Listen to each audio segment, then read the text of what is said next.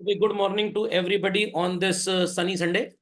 एक छोटा सा सवाल सब बच्चों से पूछना चाहता हूं मैं कि भाई आपने अगर एक्स अमाउंट ऑफ मनी कमाया तो आपके मन में एक चिंता हमेशा रहती है, कैसे मैं अपने एक्स अमाउंट ऑफ मनी को डबल मनी कर लूं, मेरा पैसा डबल हो जाए, डबल से ज्यादा हो जाए। सर ये हमेशा डबल वाली बात ही क्यों आती है हमारे मन में? भाई इसलिए डबल वाली बात आती है आपके मन में क्योंकि आपने बचपन से ऐसा सुना है कि भाई पैसा डबल कब होगा, क्योंकि डबल ही आपको बहुत अच्छा लगता है। बट मैं आपको यहां पैसा डबल करना नहीं सिखाऊंगा, मैं आपको पैसा ऑक्टा कोर करना सिखाऊंगा। ऑक्टा कोर मतलब 8 गुना आपका पैसा कैसे होगा। सर इसके ऊपर भी कुछ है? हाँ, डेका कोर भी है, 10 गुना कैसे होगा। तो छोटा से एग्जाम्पल से स्टार्ट करते हैं कि किसी भी इंसान के पास अगर एक पर्टिकुलर मोमेंट ऑफ टाइम पे 20,000 रुपए हैं तो किस रेट ऑफ इंटरेस्ट पे वो उस पैसे को इन्वेस्ट करे कि उसका पैसा बच्चों ज्यादा से ज्यादा 5 साल में डबल हो जाए। तो सर इसके लिए तो मैथ्स का कंपाउंड इंटरेस्ट आपको जानना पड़ेगा। इसके लिए आपको ढेर सारे कुछ अज्यूम्ड रेट ऑफ इंटरेस्ट लेने पड़ेंगे कि 5% पे पैसा लगाएं तो कितना होगा, 6% पे लगाएं तो कितना होगा, 8% पे लगाएं तो कितना होगा। क्या आप मेरे को 1 मिनट के अंदर बता सकते हैं कि 20,000 रुपए 5 साल के अंदर कितने रेट ऑफ इंटरेस्ट पे डबल होगा बिना कंपाउंड इंटरेस्ट यूज किए? सर कंपाउंड इंटरेस्ट भी यूज कर लेंगे तो समय बहुत ज्यादा होगा। तो इसी चीज की ट्रिक मैं आपको इस सिलेबस में सिखाऊंगा, इस कोर्स में सिखाऊंगा, जिसका नाम मैंने रखा हुआ है फाइनेंशियल लिटरेसी। तो फाइनेंशियल लिटरेसी आपको सिर्फ पैसा डबल करना नहीं सिखाएगी, कैसे आपको उन चोरों से चकारों से बचना है जो कहते हैं सर वो ओटीपी आया होगा जरा बता दीजिए। पता लगा ओटीपी में आप ही उलट गए पूरा और फिर दवाई पी रहे हैं आप। Got it clear? तो सिंपल सा एग्जाम्पल, अगर आप 72 को 5 से डिवाइड कर दें तो आपका आंसर क्या आएगा बच्चों? 72 को 5 से डिवाइड कर दें, रफली 14.4%। तो कहने का मतलब अगर आपको 14.4% इन्वेस्टमेंट वाली कोई स्कीम मिल जाए तो आपका पैसा 5 साल में क्या होगा बच्चों? डबल हो जाएगा। ये जबरदस्त है सर। अगर आपके पापा पूछें बेटा मैंने 8% वाली एफडी करवाई है, बताओ पैसा कितने साल में डबल होगा, तो आप बोलेंगे पहले तो हमको नहीं पता था, हम पहले तो मैथ सप्लाई करते थे, 8% इस साल इंटरेस्ट मिलेगा, अगले साल फिर 8% मिलेगा, फिर 8% मिलेगा, कैलकुलेट करते रह जाएंगे, आधा पौना घंटा बर्बाद हो जाएगा, तब भी आपका सही आंसर नहीं आएगा। बट इस कोर्स में ऐसी टेक्निक्स एंड ट्रिक्स आपको सिखाई जाती हैं बच्चों, जिससे आप ये आंसर्स झटपट कैलकुलेट करेंगे। तो सड़क चलते किसी इंसान से पूछिए 8% रेट ऑफ इंटरेस्ट है, पैसा डबल कितने टाइम में होगा, कहेगा मेरे को क्या पता। तो आप उसको कहेंगे चलो सर का फाइनेंशियल लिटरेसी का लेक्चर अटेंड कर लो। तो जरा 72 को 8 से डिवाइड करें और देखें क्या आंसर आ रहा है बच्चों, 9 ईयर्स। तो सर ये होता क्या है? ये होता है रूल ऑफ 72। ऐसी और इससे बढ़िया ढेर सारी बातों को जानने के लिए you need to study what I call as financial literacy. खोपड़े में बात गई कि नहीं गई बच्चों? पक्का? तो हमारा देश क्योंकि थोड़ा पिछड़ा हुआ रहा है, तो हमारे देश में ये ज्ञान बच्चों को काफी लेट मिलना स्टार्ट हुआ। भारत सरकार ने इसके बारे में बच्चों सोचना स्टार्ट किया in the year 2005, technically speaking 20 साल पहले। उसके पहले तो पैसे कौड़ी की बात करना थोड़ा सीक्रेट जोन माना जाता था। पापा मम्मी कभी बच्चों से पैसे वैसे की बातें करते ही नहीं थे। क्या सोचते थे? नहीं बच्चा बिगड़ जाएगा। ये नहीं जानते थे कि अगर बच्चे को पैसे का ज्ञान आ गया तो आप ना बिगड़े, इसलिए उसके साथ पैसों की बातें करिए।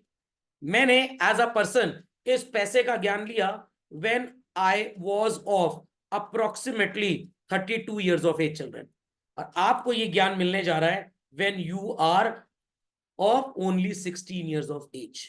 तो अगर आप चाहते हैं कि भाई आपके पैसे जल्दी बढ़ जाएं, आपके पैसे को लेके भागे ना, आपका हाल सो कॉल्ड भविष्य में अमिताभ बच्चन जी का जो बागबान में हुआ था वो नहीं होना चाहिए, तो what is necessary to study children? Financial literacy. खोपड़े में बात गई चिल्ड्रन? तो 16% फाइनेंस की नॉलेज रखेंगे तो भविष्य में क्या करेंगे आप? इस पप्पू की तरह कार धोएंगे और 50 रुपए लोग आपको देके जाएंगे। 100% अगर ज्ञान हो गया, व्हाट यू विल डू? खर्राटा मार के सोएंगे and your money will keep on increasing. खोपड़े में बात गई चलना पक्का। चलिए, so how to multiply your money while you are sleeping. कैसे कैलकुलेटेड रिस्क लेना है, आप एकदम अलग हो बाकी लोगों से बच्चों, तो you need to set your financial goals. Estimate करिए आपकी भविष्य की नीड क्या है। सर मेरे को ना एक विला चाहिए, एक पेंट हाउस चाहिए।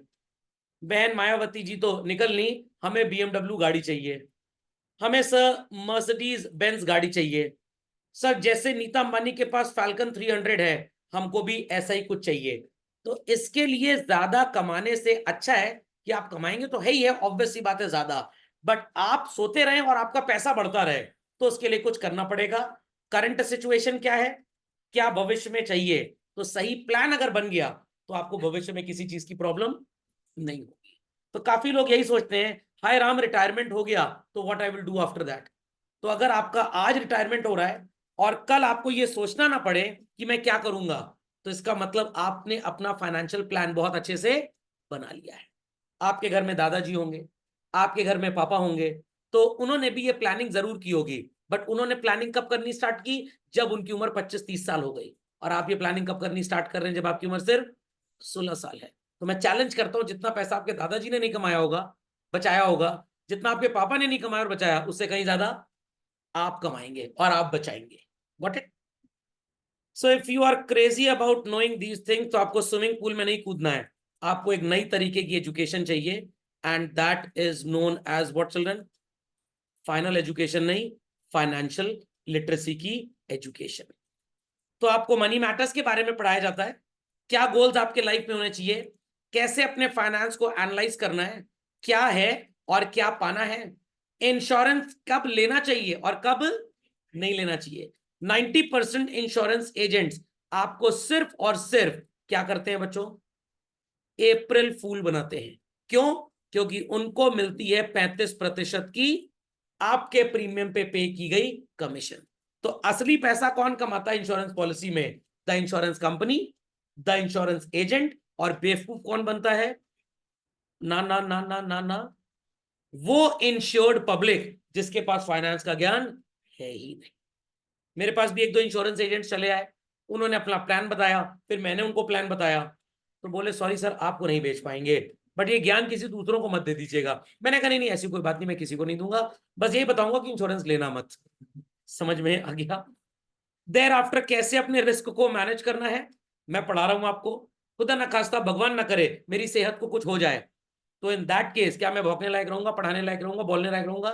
नो। और मैं अस्पताल में एडमिट हो जाऊं, जमा हो जाऊं, तो अब मेरी कमाई कितनी हो जाएगी बच्चों, जीरो। अस्पताल का खर्चा क्या होगा, हाई। आजकल अस्पताल अस्पताल नहीं है, होटल बन गए हैं।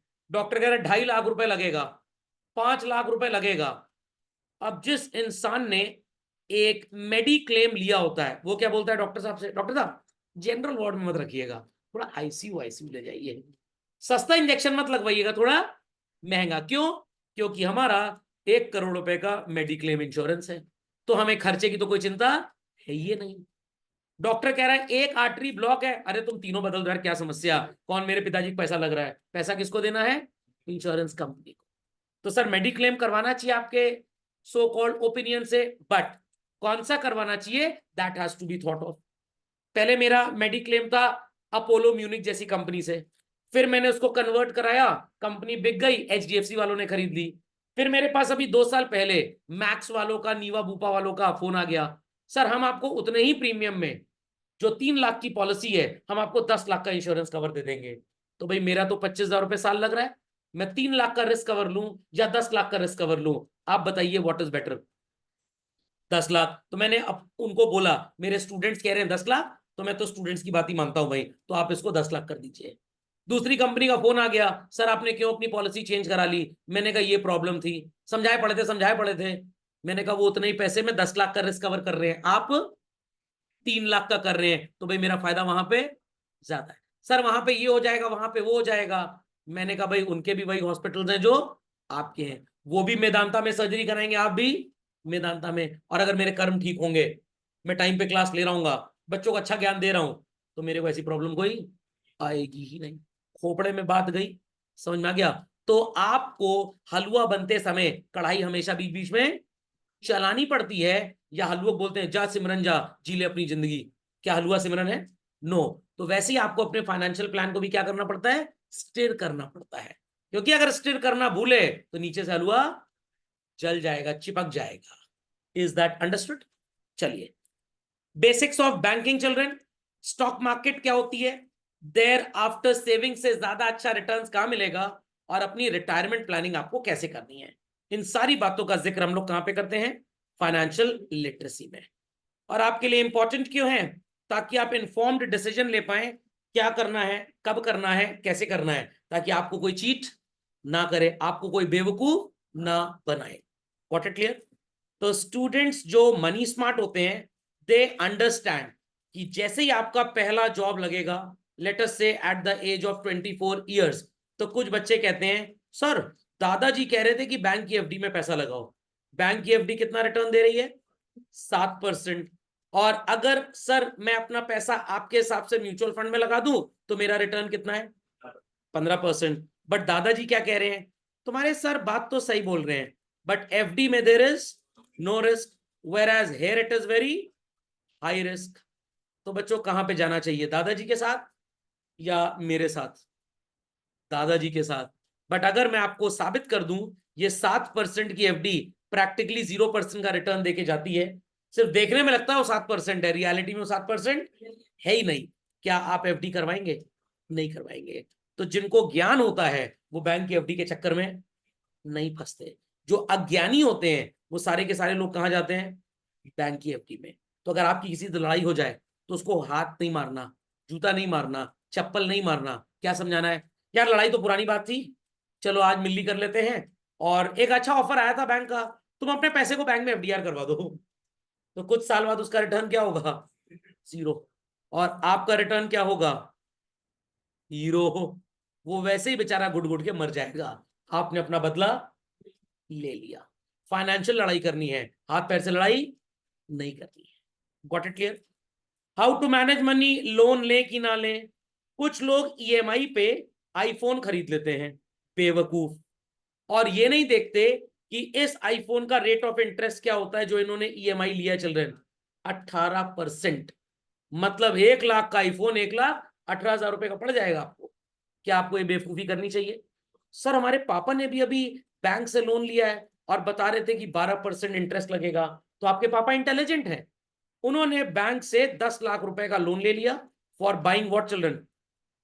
कार। सर आप तो कह रहे हैं लोन नहीं लेना चाहिए, किसको लेना चाहिए, किसको नहीं लेना चाहिए? It depends. आपके पापा ने सोचा कि अगर मैं 10 लाख के गुड्स बिजनेस में खरीदूंगा और महीने भर में इसको बेच दूंगा और हर महीने में ये काम करूंगा 12 महीने तक, तो मेरी टोटल सेल कितनी हो जाएगी? 1,20,00,000। अगर मैंने 5% का भी प्रॉफिट कमा लिया तो मेरी अर्निंग कितनी हो जाएगी महीने साल भर की? 6 लाख रुपए। बैंक के लोन पे इंटरेस्ट अप्रोक्सीमेटली मान लीजिए 1,20,000 रुपए भी है। आपने अगर बैंक से लोन लिया और उस पैसे को अपने बिजनेस में लगाया था, जो आप कार खरीदने में लगा सकते थे, वो पैसा बिजनेस में 6 लाख रुपए कमा के देके जाएगा, और लोन पे इंटरेस्ट कितना होगा? सिर्फ 1,20,000। तो 4,80,000 तब भी आपको प्रॉफिट हो गया। बट अगर आप एक बिजनेसमैन नहीं है, आप जॉब कर रहे हैं और आपकी औकात ही नहीं है कार खरीदने की, क्या आपको लोन लेके कार खरीदनी चाहिए? बिल्कुल, अगर आप भिखारी बनना चाहते हैं तो। Is that clear? तो लोन लेना बिजनेसमैन के लिए ऑलवेज बेनिफिशियल होता है, बिकॉज वो अपने पैसे को सो कॉल्ड बिजनेस में लगाएगा और उससे कमा लेगा, और कमाई इतनी ज्यादा होगी कि इंटरेस्ट पे करने के बाद भी बेचारे को कुछ बच जाएगा। सर एक तरफ आप कह रहे हैं बच जाएगा, एक तरफ बेचारा कह रहे हैं, और क्या? बेचारों लोगों को नौकरी दे रहा है, सरकार को टैक्स दे रहा है 30% का, सरकार भी उसको परेशान किए जा रही है, चोरी समझती है बिजनेसमैन को, तो बेचारा ही तो हुआ। बी से बेचारा, बी से बिजनेसमैन। समझ में आ गई बात? तो क्या आप जैसे स्टूडेंट को ईएमआई पे मोबाइल फोन लेना चाहिए? नहीं लेना चाहिए। बट आपके पापा जो बिजनेस कर रहे हैं उनको लेना चाहिए, वो उस पैसे से बिजनेस करके कमाएं और इंटरेस्ट पे कर देंगे। People understood? People understood? 14 carat की ज्वेलरी 40% मेकिंग चार्ज, 22 कैरेट की jewellery 15% making charge. Akshaya Tritiya पे मम्मी ने क्या किया? सर उन्होंने तो 14 कैरेट वाली परचेज कर ली क्योंकि ज्वेलरी सस्ती थी। 22 कैरेट वाली ज्वेलरी महंगी होगी भाई, गोल्ड की प्योरिटी ज्यादा है, बट दुकानदार ने मम्मी से मेकिंग चार्ज कितना ले लिया? 40%। सर अगले अक्षय तृतीया पे मम्मी को बोलेंगे कौन सी ज्वेलरी खरीदो? 22 कैरेट गोल्ड पे थोड़ा पैसा जा रहा है, कोई बात नहीं, कल को बढ़ेगा ही, बट मेकिंग चार्ज तो एटलीस्ट कम हो रहा है। तो आजकल ये जो नया ट्रेंड हो गया ज्वेलरी शॉप्स का, जो 12 और 14 कैरेट बेच रहे हैं, ये कस्टमर को ऐसे ही पागल बनाते हैं। बट क्या आप पागल बनेंगे? नहीं बनेंगे। समझ में आ गया? तो ये बातें समझ में आ गई। डॉक्टर केसी चक्रवर्ती जी ने बोला, जो डेप्यूटी गवर्नर थे 2012 में आरबीआई के, फाइनेंशियल एजुकेशन को स्कूल के करिकुलम में लाना चाहिए ताकि हमारी फाइनेंशियल लिटरेसी कंट्री में बढ़ पाए। अभी एक 2005 का मेरे पास डेटा भी है, मैंने डिस्कस भी किया है प्रीवियस लेक्चर्स में। आज क्योंकि मैं इसको फिर से रीस्टार्ट कर रहा हूं, तो मैं फिर से आज डिस्कस करूंगा। इंडिया में हाईएस्ट फाइनेंशियल लिटरेसी जो है children, that is in the state of Gujarat. Got it clear? Around you will find 80%, but वहां का general literacy level is only 68%। समझ में आ गया? तो एक चाय वाला जो पढ़ा लिखा तो नहीं है, बट अगर उसको पता लग गया कि किस म्यूचुअल फंड में कौन सी बैटरी वाली कंपनी का शेयर खरीद लें, तो वो शायद मेरे जैसे पढ़े लिखे टीचर से भी कहीं ज्यादा पैसा कमा सकता है। और अल्टीमेटली आप अगर किसी कंपनी के सीईओ बन गए, 1 करोड़ रुपए कमा रहे हैं, टैक्स पे करने के बाद अपने पैसे की एफडी करवा रहे हैं, और चाय वाला महीने का 1 लाख कमा रहा है और ये स्टॉक मार्केट में पैसा लगा रहा है, चाय वाले ने रिस्क लिया। What it clear? जीरो तो नहीं हो जाएगा ना स्टॉक मार्केट?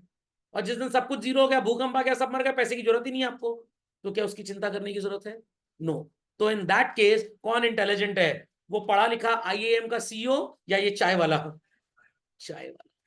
बात समझ में आई? कुछ ऐसा ही होता है बच्चों। आपने क्लास 11th में एंड 12th में सब्जेक्ट पढ़ा, 95% मार्क्स ले आए, स्कूल में आपकी रैंक भी फर्स्ट सेकंड थर्ड आ गई, एंट्रेंस एग्जाम में आपने स्कोर बहुत बेकार किया। दूसरा बच्चा जिसने एंट्रेंस एग्जाम के लिए भी पढ़ाई स्टार्ट कर दी थी 11वीं में, उसके नंबर तो 80% आए हैं, स्कूल ने कोई अवार्ड रिवॉर्ड नहीं दिया, पेपर में उसकी फोटो भी नहीं छपी, बट उसको एनआईएफटी वालों ने बुला लिया। किस बच्चे को आप सक्सेसफुल स्टूडेंट की डेफिनेशन में लाएंगे? 80% लाके जो एनआईएफटी किया, या 95% लाके जो 1100 रुपए की स्कूल की स्कॉलरशिप लिया? समझ में आया? कुछ बच्चे ग्रेजुएशन कर रहे थे और यूनिवर्सिटी में टॉप कर गए, और कुछ यूपीएससी की तैयारी कर रहे थे और ऑल इंडिया उनकी 201 रैंक आ गई। कौन सा बच्चा अच्छा है? यूपीएससी। तो भाई भविष्य के बारे में सोचें या सेमी शॉर्ट भविष्य के बारे में सोचें? लॉन्ग भविष्य के बारे में सोचें। Got it clear? The reason why rich gets richer and poor gets poorer, और मिडिल क्लास क्या करता है बेचारा? आज इसका लोन ले लूं, आज उसका लोन ले लूं, क्योंकि उस बेचारे बेवकूफ की लोन ले लेकर स्टैंडर्ड ऑफ लिविंग क्रिएट करने की चाहत कभी खत्म हो ही नहीं पाई। तो लोन बच्चों तभी लेना चाहिए जब लोन पे करने वाला इंटरेस्ट आपको उससे ज्यादा कमाने की अपॉर्चुनिटी दिखा दे। तो अगर आपने लैपटॉप को लोन पे लिया और एक सेंटर सेटअप कर लिया, सो कॉल्ड जन सेवा केंद्र, जहां पे आप लोगों को ऑनलाइन फॉर्म भरवा रहे हैं, प्रिंट आउट निकलवा रहे हैं मार्कशीट का, तब तो 1 लाख का लैपटॉप लेना फायदेमंद है। बट 1 लाख का लैपटॉप लेके गेम खेलेंगे तो आपकी जिंदगी गेम हो जाएगी। Is that understood? Is that understood? चलिए, तो ये रॉबर्ट कायोसाकी जी ने बोला है, ये एक बहुत बड़े एजुकेशनल एंटरप्रेन्योर है, इनका एक वीडियो मैं आपके साथ शेयर करूंगा, देखिएगा जरूर। सो एंड्रे बोक्रेव, ये NFE national centre for financial education Russia, he says we should help schools train and encourage teachers and parents to provide financial education for the children in order कि जो हमारा next youth है वो 21st century के लिए financial literacy लेकर अपने पैसे को मल्टीप्लाई करना सीखे। तो हर दिन अगर आप 50 रुपए मोमोज में बर्बाद करते हैं तो 30 डेज में कितने रुपए के मोमोज खा गए? 1500।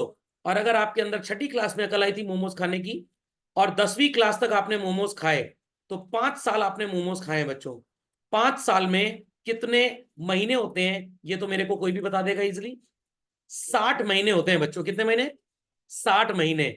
और हर महीने अगर 1500 रुपए का मोमोज आप खा गए तो आज तक आपके अंदर मोमोज की कब्र बन चुकी है। कितने की? 90,000। और आप मेरे को मोमोज खाने का इतू सा मेरिट बता दीजिए, 0.1% एडवांटेज बता दीजिए बच्चों, तो मैं आपको 1 करोड़ रुपए का प्राइस दूंगा, डॉलर दे दूंगा, चलिए बिटकॉइन दे दूंगा, चलिए। 1% भी एडवांटेज है? नो। डिसएडवांटेज कितना हुआ ये मैं आपको दिखा देता हूं। मेरी स्क्रीन पे थोड़ा ध्यान दीजिएगा। एक नए तरीके की स्क्रीन खोल रहा हूं, थोड़ा सा ध्यान दीजिएगा कि मोमोज खाने में फायदा तो क्या था पता नहीं, बट नुकसान कितना हो गया चिल्ड्रन, नुकसान कितना हो गया ध्यान से सुनिएगा।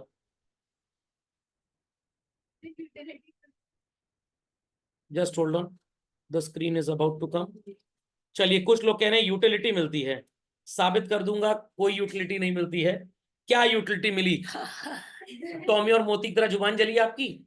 जो 50 रुपए का मोमो सड़क पे मिलता है उसमें ईटे का बुरादा होता है, और जिस हार्पिक से मम्मी कमोड धुलवाती हैं वो उसके अंदर मिला होता है थोड़ा सा हाइड्रोक्लोरिक एसिड। 50 रुपए के मोमोज वाला शेजवान सॉस दे पाएगा क्या आपको? अकल लगाओ भाई, किस दुनिया में जी रहे हो।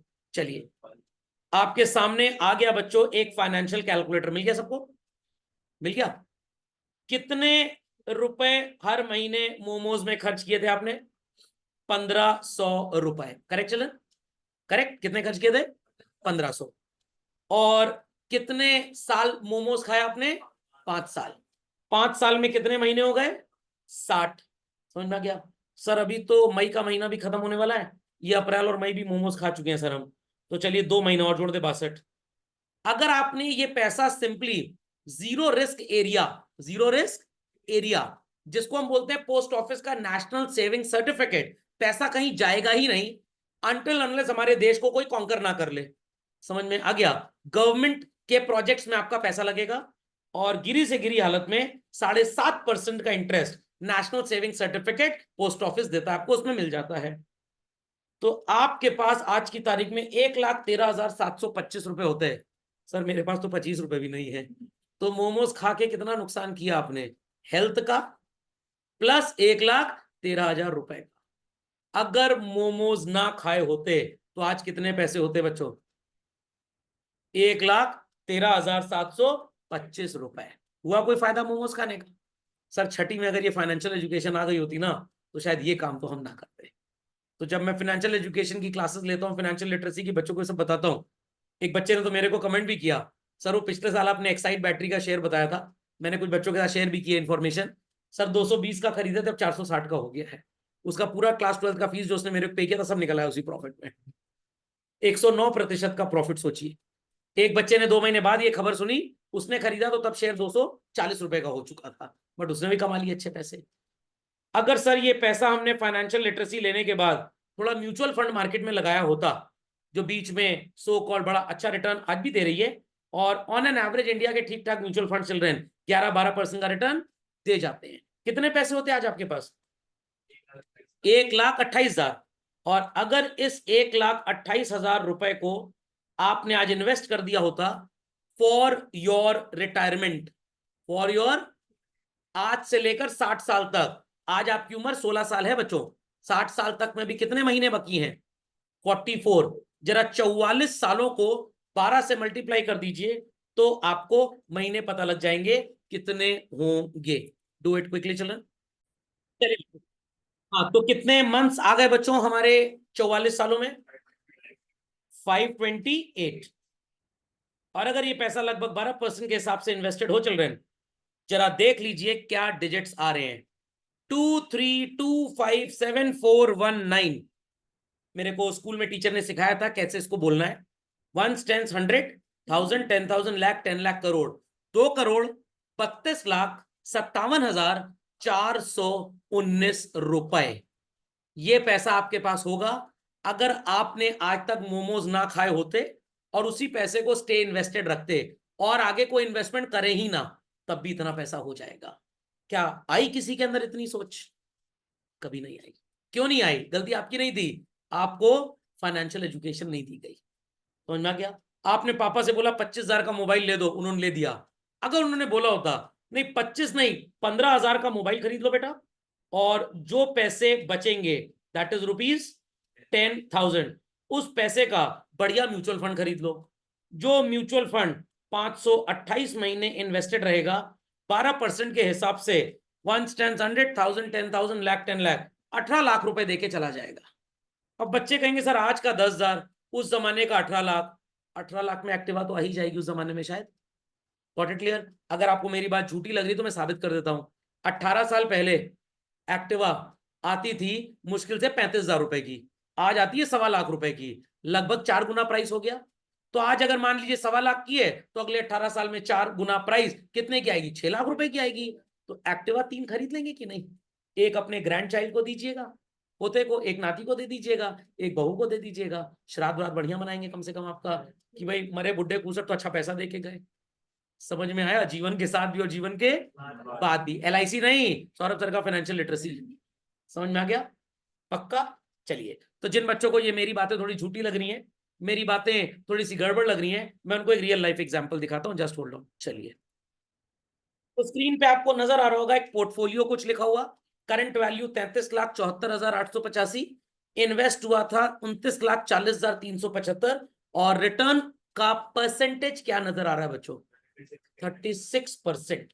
मैंने तो 15% की एग्जांपल लिए स्क्रीन पे, but my own investments are growing at what percentage? ये बढ़िया था सर, ये जबरदस्त है। तो सर ये कितने साल की कहानी है वो भी दिखा रहा हूं, वेट करिएगा। आपको एक जगह नजर आ रहा होगा इन्वेस्टेड अमाउंट 2499,875, लगभग 25 लाख रुपए चल रहा नजर आ रहा है।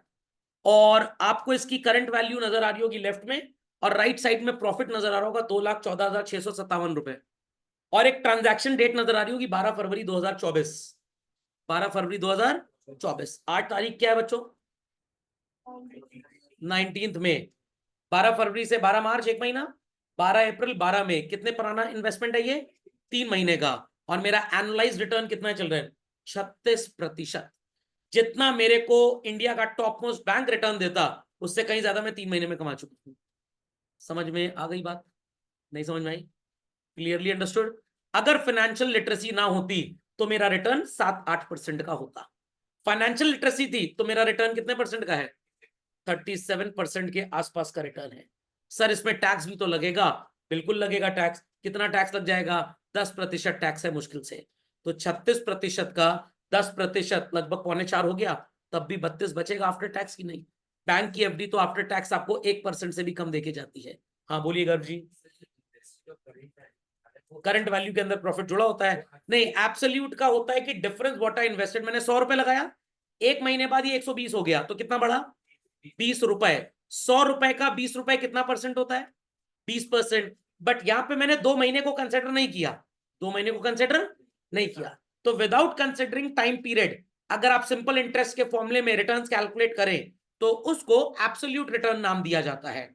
और जब आप PR के साथ टाइम को भी कंसिडर कर लेते हैं तो उसे एनुअलाइज रिटर्न बोलते हैं। सिंपल इंटरेस्ट क्लास 4 में टीचर पढ़ाता था, बट ये बात किसी बच्चे के मैथ्स के टीचर ने आज तक नहीं बताई। अगर बताई होती तो शायद आज फाइनेंशियल लिटरेसी की क्लास की जरूरत ना पड़ती। Current value is my after absolute returns. तो अगर मैं ये पैसा 12 महीने रख दूं और ये लगभग इतना ही बढ़ता रहे तो मेरा 36% का रिटर्न कैलकुलेट हो रहा है। Is that clear? चलिए एक धमाका और करते हैं। चेक कर लीजिए एनुअलाइज रिटर्न यहां पे कितने परसेंट का है? 40%। कितने का? 40। ये सर और बढ़ गया। एक और धमाका करता, चलिए। यहाँ पे कितना रिटर्न नजर आ रहा है चिल्ड्रन? 42.88। सर आपका तो पैसा 1.5-2 साल में डबल होता जा रहा है। तो भाई मैं फाइनेंशियल लिटरेट हूं, आप फाइनेंशियल लिटरेट हो रहे हैं। सर आज से हम भी ये काम करेंगे। छोटा सा एग्जाम्पल एक और आपके सामने है बच्चों, ध्यान से देखिएगा। I am scrolling the screen up. एकदम नीचे आपको ट्रांजैक्शन डेट एकदम नीचे स्क्रीन के नजर आ रही होगी शायद, 28/12/2021, और इन्वेस्टेड अमाउंट है 2,975 के आसपास। मिला? मिला? सबको मिल गया? एक जगह बच्चों NAV लिखी है 28 जनवरी 2022 की 22 रुपए। Is that clear? उस 22 रुपए को आप कंपेयर करिए स्क्रीन के एकदम टॉप में, जहां रेगुलर वर्ड के नीचे 38 लिखा हुआ है। मतलब मैंने जनवरी 2022 में जो चीज 22 रुपए की खरीदी थी, आज वो 38 रुपए की हो चुकी है। कितने रुपए का प्रॉफिट है? 16 रुपए का प्रॉफिट हुआ 22 रुपए लगाकर। सर ये तो 75% के आसपास का रिटर्न है। तो कभी बीच में नुकसान भी हुआ, कभी बीच में फायदा भी हुआ, बट ऑन एन एवरेज सब मिला जुला के कितने परसेंट का रिटर्न नजर आ रहा है? 42% का रिटर्न। देखे थे आज से पहले इतने रिटर्न आपने कभी? हाँ सर सपने में देखे थे sir.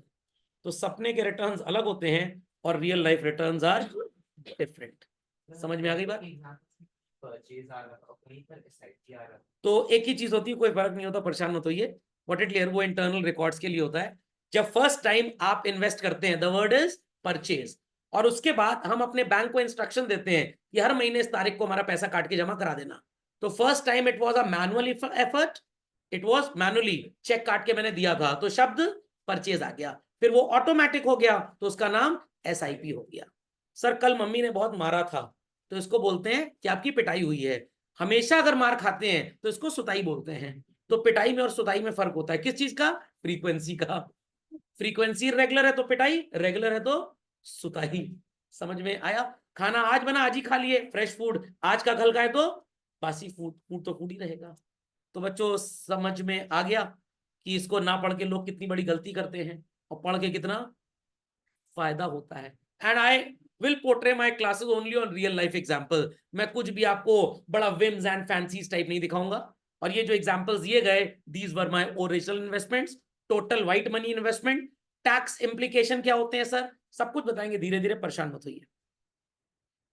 So for each of us, financial literacy is the key of living our lives with dignity. समझ में आ गया? अभी कल ही मेरी वाइफ ने बोला पुराने सूट सोच रहे हैं हटा दें और कुछ नया सिलवा लिया जाए। तो मैंने कहा ठीक है खरीद लो। तो शी सेड ओके, टेलर से बात करने चलते हैं, कब दोगे सिल के तब खरीदे। बीच में गमला नजर आ गया खरीदने को। अब गमले में डिसीजन लिया जा रहा है 140 वाला लें कि 170 वाला लें। मैंने भैया जल्दी लो, धूप बहुत तेज है, जल्दी चल के बच्चों को क्लास पढ़ा के फीस कमा लेंगे, 140-70 में कोई फर्क नहीं पड़ेगा। तो माय फादर यूज्ड टू से, समय है तो पैसा बचाइए, समय नहीं है तो पैसा खर्च करिए। इज दैट अंडरस्टूड और नॉट? पक्का? चलिए, तो अगर आपके पास सो कॉल्ड रिटायरमेंट का अच्छा प्लान नहीं है बच्चों, तो ये जो अमिताभ बच्चन जी की फोटो है ना, और ये जो राजेश खन्ना जी की है, यही फोटो किसकी होगी? आपकी होगी। समझ में आ गया? तो आज भी अगर आप देखते हैं कुछ बूढ़े लोगों को जो बेचारे आज भी साइकिल पे टुकुर टुकुर चल रहे हैं, किसी अपार्टमेंट सोसाइटी के बाहर बैठ के गार्ड वाला काम कर रहे हैं, तो उनके साथ प्रॉब्लम क्या थी? उन्होंने अपने रिटायरमेंट की प्लानिंग ठीक से नहीं की है। सर आपका रिटायरमेंट वेल प्लान्ड है, मेरे मन में तो टेंशन है। ये रिटायरमेंट के टाइम महीने की कमाई होगी 5 से 6 लाख महीना, खर्चा होगा 3 से 3.5 लाख, वो 1.5 लाख जो बचे मैं करूं क्या उसका? कुछ बच्चे कहेंगे सर हम है ना, मैं हूं ना, आप क्यों परेशान हो रहे हैं? Is that clear? तो आज अगर आपके दादाजी होली दिवाली हमेशा आपको 500-1100 देते रहते हैं, तो उन्होंने इसका मतलब अपना रिटायरमेंट ठीक से प्लान किया है। बट अगर उनके जमाने में फाइनेंशियल लिटरेसी होता, ये रिटर्न्स होते, तो शायद दादाजी के पास आज उतनी ही वेल्थ होती जितनी अडानी और अंबानी के पास थी। तो पैसा कमाना is not a big game, anybody can earn. सही तरीके से उसको इन्वेस्ट करना is a big game. Visa company का नाम सुना होगा जो क्रेडिट कार्ड देती है, क्या होता है ये भी आपको सिखाऊंगा। इंडिया सो कॉल्ड जिन 28 कंट्रीज का सर्वे इन्होंने किया, उसमें से किस रैंक पे आ रही है? 23। तो सर वर्ल्ड में सबसे ज्यादा अच्छी फाइनेंशियल लिटरेसी कहां पे सिखाई जाती है? हर देश में सिखाई जाती है। यूएस और यूके में क्लास 2 में सिस्टम स्टार्ट हो जाता है। कहां पे? क्लास 2 में। सर बचपन में तो हमारा भी पिगी बैंक था, बट आज जीभ इतनी लिबिल लिबिल करने लग गई है कि सड़क पे कुछ भी कूड़ा नजर आता है हम खाने से चूकते नहीं है। मैं ये नहीं कह रहा कि मोमोज मत खाइए, बट कितना वेस्टफुल एक्सपेंडिचर आज के बच्चे करते हैं, एटलीस्ट वो वेस्टफुल एक्सपेंडिचर आपको नहीं करना है। समझ में आ गई what is financial literacy children? चलिए, तो अपने इंट्रोडक्टरी लेक्चर को कंटिन्यू करते हैं। अगर फाइनेंशियल लिटरेसी होती तो क्या ये बीकॉम वाले स्टूडेंट्स कहीं पे भी झाड़ू पोछे वाला या कूली का काम करते चिल्ड्रन? बिल्कुल नहीं करते। तो प्रॉब्लम इज दिस कि जो भी हमारा एजुकेशन सिस्टम है वो कहीं ना कहीं रियल लाइफ एजुकेशन को एजुकेशन के अंदर ला ही नहीं पा रहा। तो majority Indian population is being underpaid, they are jobless. क्यों नौकरी पे इनको एक्सप्लॉइट किया जाता है? क्योंकि ये एक्सप्लॉइट होना चाहते हैं, क्योंकि इनके पास कोई भी फाइनेंशियल सिक्योरिटी है ही नहीं। तो अगर आपके पास कुछ ठीक ठाक फंड्स हैं और आपका एम्प्लॉयर काम ज्यादा करवा रहा है बट पैसे कम दे रहा है, तो आपको एक छोटा सा सो कॉल्ड चिट्ठी लिखनी है 2 लाइन की, डियर सर मैं चला अपना समझो, मैं चला अपना समझो। बहुत बड़ा रेजिग्नेशन लेटर लिखने की जरूरत नहीं है, बट आप ये काम तभी कर पाएंगे, एक्सप्लॉयटेशन से तभी बच पाएंगे when you have a safe financial future. कि भाई कल को नौकरी छोड़ दें अगर, तो खाने पीने की समस्या ना हो। और ये आपको तब नहीं सोचना है, देख लेंगे जब कमाएंगे। अरे कमा तो रहे हो, समझ में आ गया? आपको नानी माँ, मौसी जी, मामा जी सब घर में आते हैं, आप उनके पैर छूते हैं, उनकी इज्जत करते हैं, किस लिए? ताकि लिफाफे बढ़ बढ़ के मिले। समझ में आ गया? उन लिफाफों करते क्या है, सर मम्मी ने अपने पर्स में रखे हुए हैं, अंडे दे रहे हो पैसे वहां पे, क्या मम्मी के अंदर पैसा रखा है 1100 रुपए पर्स में, 1100 एक हो जाएगा? नहीं सर। तो आपने 50,000 अपने जीवन में ऐसे जमा किया होगा, बट वो 50,000 है, प्रिंसिपल ही है वो कभी ग्रो किया ही नहीं। क्यों? क्योंकि मेरे जैसे भूत प्रेत के साथ आपका सामना हुआ ही नहीं। तो आज ही बच्चों उस पैसे को कहां पे इन्वेस्ट करना है? ठीक ठाक जगह पे इन्वेस्ट करना है। सर बैंक में ही लगाते हैं, रिस्क कम रहेगा। अरे practically there is no risk, bank में ही ज्यादा रिस्क है, समझा रहा हूं भी थोड़ी देर में। तो कपिल सिब्बल जी ने इस बात को बोला कि भाई curriculum of our school should be upgraded. तो इंडिया में काफी स्कूल्स ने ये एजुकेशन स्टार्ट कर दिए बच्चों, बट काफी अभी भी सिर्फ सोच रहे हैं। तो मैं तो ये मानता हूं कि भाई आप 95 लाओ चाहे 99 लाओ, भविष्य में पैसा ही नहीं होगा, क्या मार्कशीट बेच के राशन खरीद के लाओगे? बिल्कुल भी नहीं। तो एजुकेशन के साथ साथ वो एजुकेशन बहुत जरूरी है जो आपके मनी को ग्रो कर पाए। पी चिदम्बरम जी 11th और 12th लेवल पे फाइनेंशियल लिटरेसी लेके आना चाहते हैं। ये 2007 में हिंदुस्तान में एफर्ट स्टार्ट हो गया। 2007 के बाद चिल्ड्रन, इन द ईयर 2009 हमारे देश में एक इंस्टीट्यूशन सेटअप किया गया जिसका नाम रखा गया NISM, और इन्होंने स्कूल लेवल पे फाइनेंशियल एजुकेशन के लिए एक इंस्टीट्यूशन बनाया, दैट इज NCFE, और क्लास 6 से लेकर 12th तक दे हैव अ करिकुलम जो मैं टेकअप करता हूं आपके साथ, ताकि आपको फाइनेंस का सही ज्ञान मिले। Got it? चलते हैं आगे। इस तरह भी लोग पैसा कमाते हैं और मेरी तरह भी कमाते हैं, बैठे पढ़ा रहे हैं और पैसा अपने आप ग्रो कर रहा है, चिंता की जरूरत नहीं है। Got it? इनको तो आप जानते ही होंगे, अब की बार 400 पता नहीं होगा पार की नहीं होगा, भगवान जाने। Got it clear? तो इन्होंने एक बहुत अच्छी बात बोली, अगर इंडिया को चाइना के साथ कॉम्पीट करना है, we have to focus on what children? Scale and speed. किताब रिलीज की थी उन्होंने, getting India back on track. तो पैसे मिले नानी माँ से, गर्मी की छुट्टी पे गए थे, 5100 रुपए, क्या किया? मम्मी के पर्स में रखवा दिए, बढ़ेगा वो पैसा, बट उसी पैसे को अगर ठीक ठाक जगह इन्वेस्ट करते तो कुछ रिटर्न्स मिलते हैं। तो अगर मोबाइल फोन खरीदने जा रहे हैं नया 50,000 का, खरीदेंगे, 15 वाले में भी मम्मी से बात करेंगे, उन्हीं की आवाज आएगी, करीना कपूर जी की आवाज नहीं आएगी। पापा से बात करेंगे, उन्हीं की आवाज आएगी, अमिताभ बच्चन जी की, अभिषेक बच्चन जी की आवाज नहीं आएगी। तो is it worthwhile to buy a lakh rupee price of iPhone? No, for you people, मेरे लिए वर्थवाइल है स्टेटस सिंबल। हिंदी में बोलते हैं हिंदुस्तान में भोकालबाजी। जब आपके पास उतने पैसे हो, 100 करोड़ का वेल्थ हो, तो 2.5 करोड़ की टेस्ला खरीद लो। बट अगर EMI पे टेस्ला खरीदोगे तो वो दिन दूर नहीं जब तस्ला लेके नौकरी करनी पड़ेगी। समझ में आया? तो buy a Tesla when you have the financial profile to buy a Tesla, not financial profile तो तस्ला खरीदने की नहीं है। एक बार मेरे कोलीग मेरे से बोलने लग गए, सर वो स्टैंडर्ड चार्टर्ड बैंक का क्रेडिट कार्ड है क्या? मैंने, क्या करोगे? सर आईफोन पे डिस्काउंट मिल रहा है उस पर। मैंने, जब औकात नहीं है फोन खरीदने की तो क्यों इस डिस्काउंट पे खरीद रहे हो? Is that clear? तो एक बार अपनी फाइनेंशियल वेल्थ बना ले, उसके बाद ताज में जाके बर्थडे पार्टी सेलिब्रेट करें, और नहीं तो जो कुत्तों वाला रेस्टोरेंट है मोती महल, नाम से कुत्तों वाला लगता है, क्या वहां जाने की जरूरत है? नो। दोस्त को इतने अच्छे नहीं है, 40-40 रुपए का मैकडोनल्ड में, रोमिनस में पिज्जा और बर्गर निपटा दो, और नहीं तो घर में बुलवा लो, या गुरुद्वारे में भंडारा करवा दो 2100 का, खाओ जितना खाना है, पैक भी करा के ले जाओ। तो कब पैसा कितना खर्च करना है, ये सिर्फ और सिर्फ आपकी फाइनेंशियल प्रोफाइल पे डिपेंड करेगा। समझ में आई बात कि नहीं? जैसे बोलते हैं ना, कपड़ा महंगा नहीं होना चाहिए, इंस्टेड साफ होना चाहिए। Clearly understood? चलिए, तो जिनका बर्थडे पार्टी है या आने वाला है आज, तो वो पैसा ना खर्च करने वाले हैं। चलिए, ये बात समझ में आ गई बच्चों? तो we'll start with what is called as अपना सपना मनी। मनी, तो भाई money touches all aspects of our life, और बिना पैसे के बच्चों क्या किसी का भी जीवन चलेगा? नो। आज आपके पास पैसे थोड़े कम हो जाएं, बुरा मत मानिएगा, आपके कुछ रिश्तेदार आपका फोन भी नहीं उठाएंगे, आप बीमार पड़ जाए वो आपको देखने भी नहीं आएंगे। क्यों? कहीं पैसा ना मांग ले। Is that clear? और जहां पे आपने फाइनेंशियल लिटरेसी से ठीक ठाक पैसे कमा लिए जीवन में, तो लोग बोलेंगे आए नहीं बड़े दिन से मिलने, तो आपको क्या बोलना है? हमारे पास मर्सिडीज बेंज एस क्लास है, तुम्हारे गली वाले घर में घुस नहीं पाएगी, तुम्हारे पास एक्टिवा है, तुम आ जाओ। Is that understood children? पक्का? चलिए, सो बचपन में तो कॉमिक्स के लिए पैसा बचाते थे, आज किसके लिए बचाएंगे बच्चों? अच्छे रिटायरमेंट के लिए। तो आज मोहल्ले में जाके मेरा वीडियो वायरल कर दीजिएगा और दिखाइएगा कि अगर आप अपना हाल अमिताभ बच्चन का जो बागबान में हुआ और ऋषि कपूर का जो अवतार मूवी में, ऋषि कपूर नहीं, क्या नाम था, राजेश खन्ना जी का जो अवतार में हुआ ना हो, सर का लेक्चर ज्वाइन कर। Got it? चलिए। So we aim to cultivate basic financial skills in individuals from all walks of life. चाहे आप साइंस के स्टूडेंट हो, चाहे कॉमर्स के स्टूडेंट हो, चाहे ह्यूमैनिटीज के हो, चाहे सड़े हुए डेंट हो, कुछ हो, मुद्रा का ज्ञान होना जरूरी है बच्चों। Got it?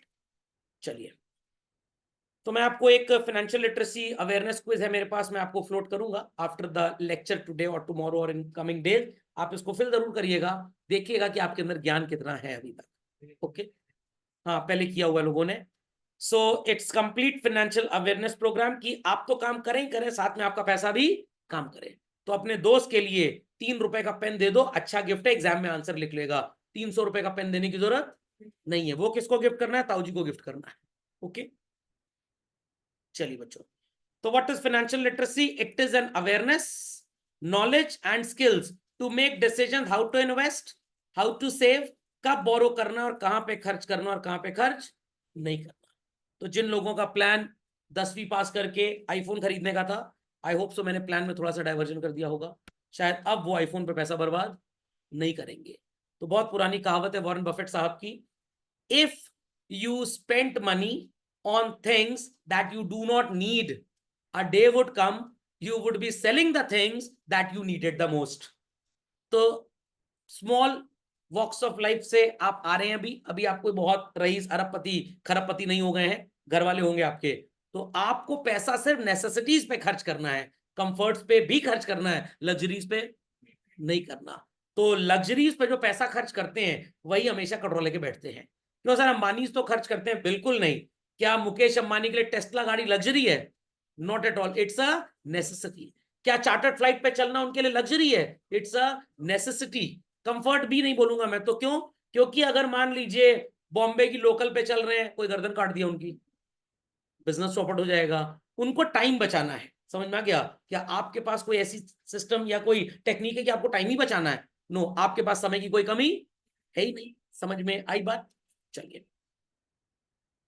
so the components that we focus on is children, how to earn, how to save, how to spend, how to invest and how to borrow. तो फाइनेंशियल लिटरेसी का इंपॉर्टेंस क्या है, ये मेरे पिछले 1.25 घंटे की टॉक से, 1 घंटे की टॉक से लोग लगभग समझ गए होंगे।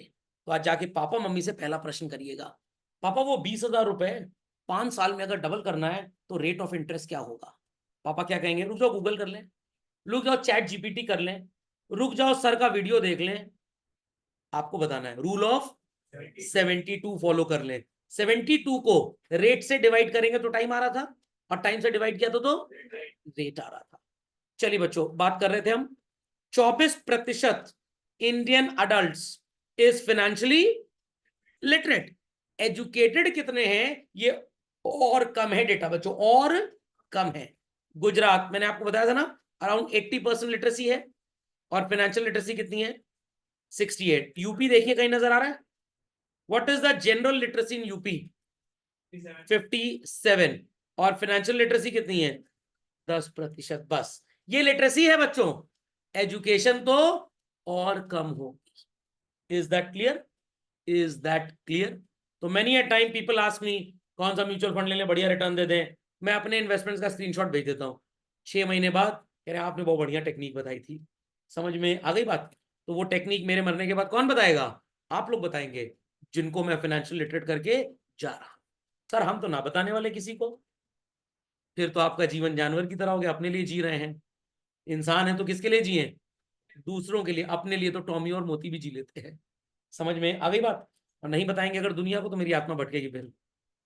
चलिए, समझ में आ गई बात? सो you should have a clarity on financial concepts, better financial decision आप ले पाए। सही इन्वेस्टमेंट क्या होगा किस पर्सन के लिए?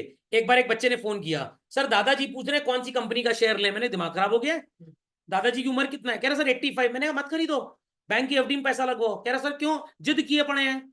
मैंने कहा अगर शेयर मार्केट नीचे गया दादाजी ऊपर चले जाएंगे। झटका बर्दाश्त नहीं कर पाएंगे।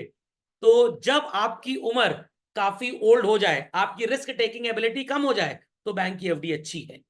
बट जब आप यंग हैं, रिस्क ले सकते हैं जीवन में, तब आपको बैंक की एफडी पे पैसा नहीं लगाना चाहिए। Is that clear?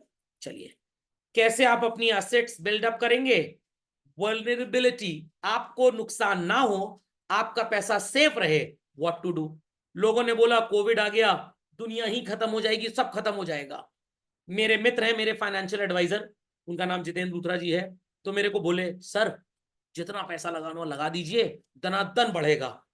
मैं लगाना तो चाह रहा था 10-20 लाख रुपए, बट घर वालों की कौन सुनता, वो तो फाइनेंशियली इलिटरेट है। हे भगवान, लेक्चर रिकॉर्ड पे रखे, वो लोग देख ना ले इसको। चलिए कोई बात नहीं, उनको तो शेयर मार्केट जुआ और सट्टा लगता है। वाई? सर आपके घर वाले इसलिए कुछ बोलेंगे नहीं, है तो अनएजुकेटेड। समझ में आ गया? वो मेरी बात मानते ही नहीं है।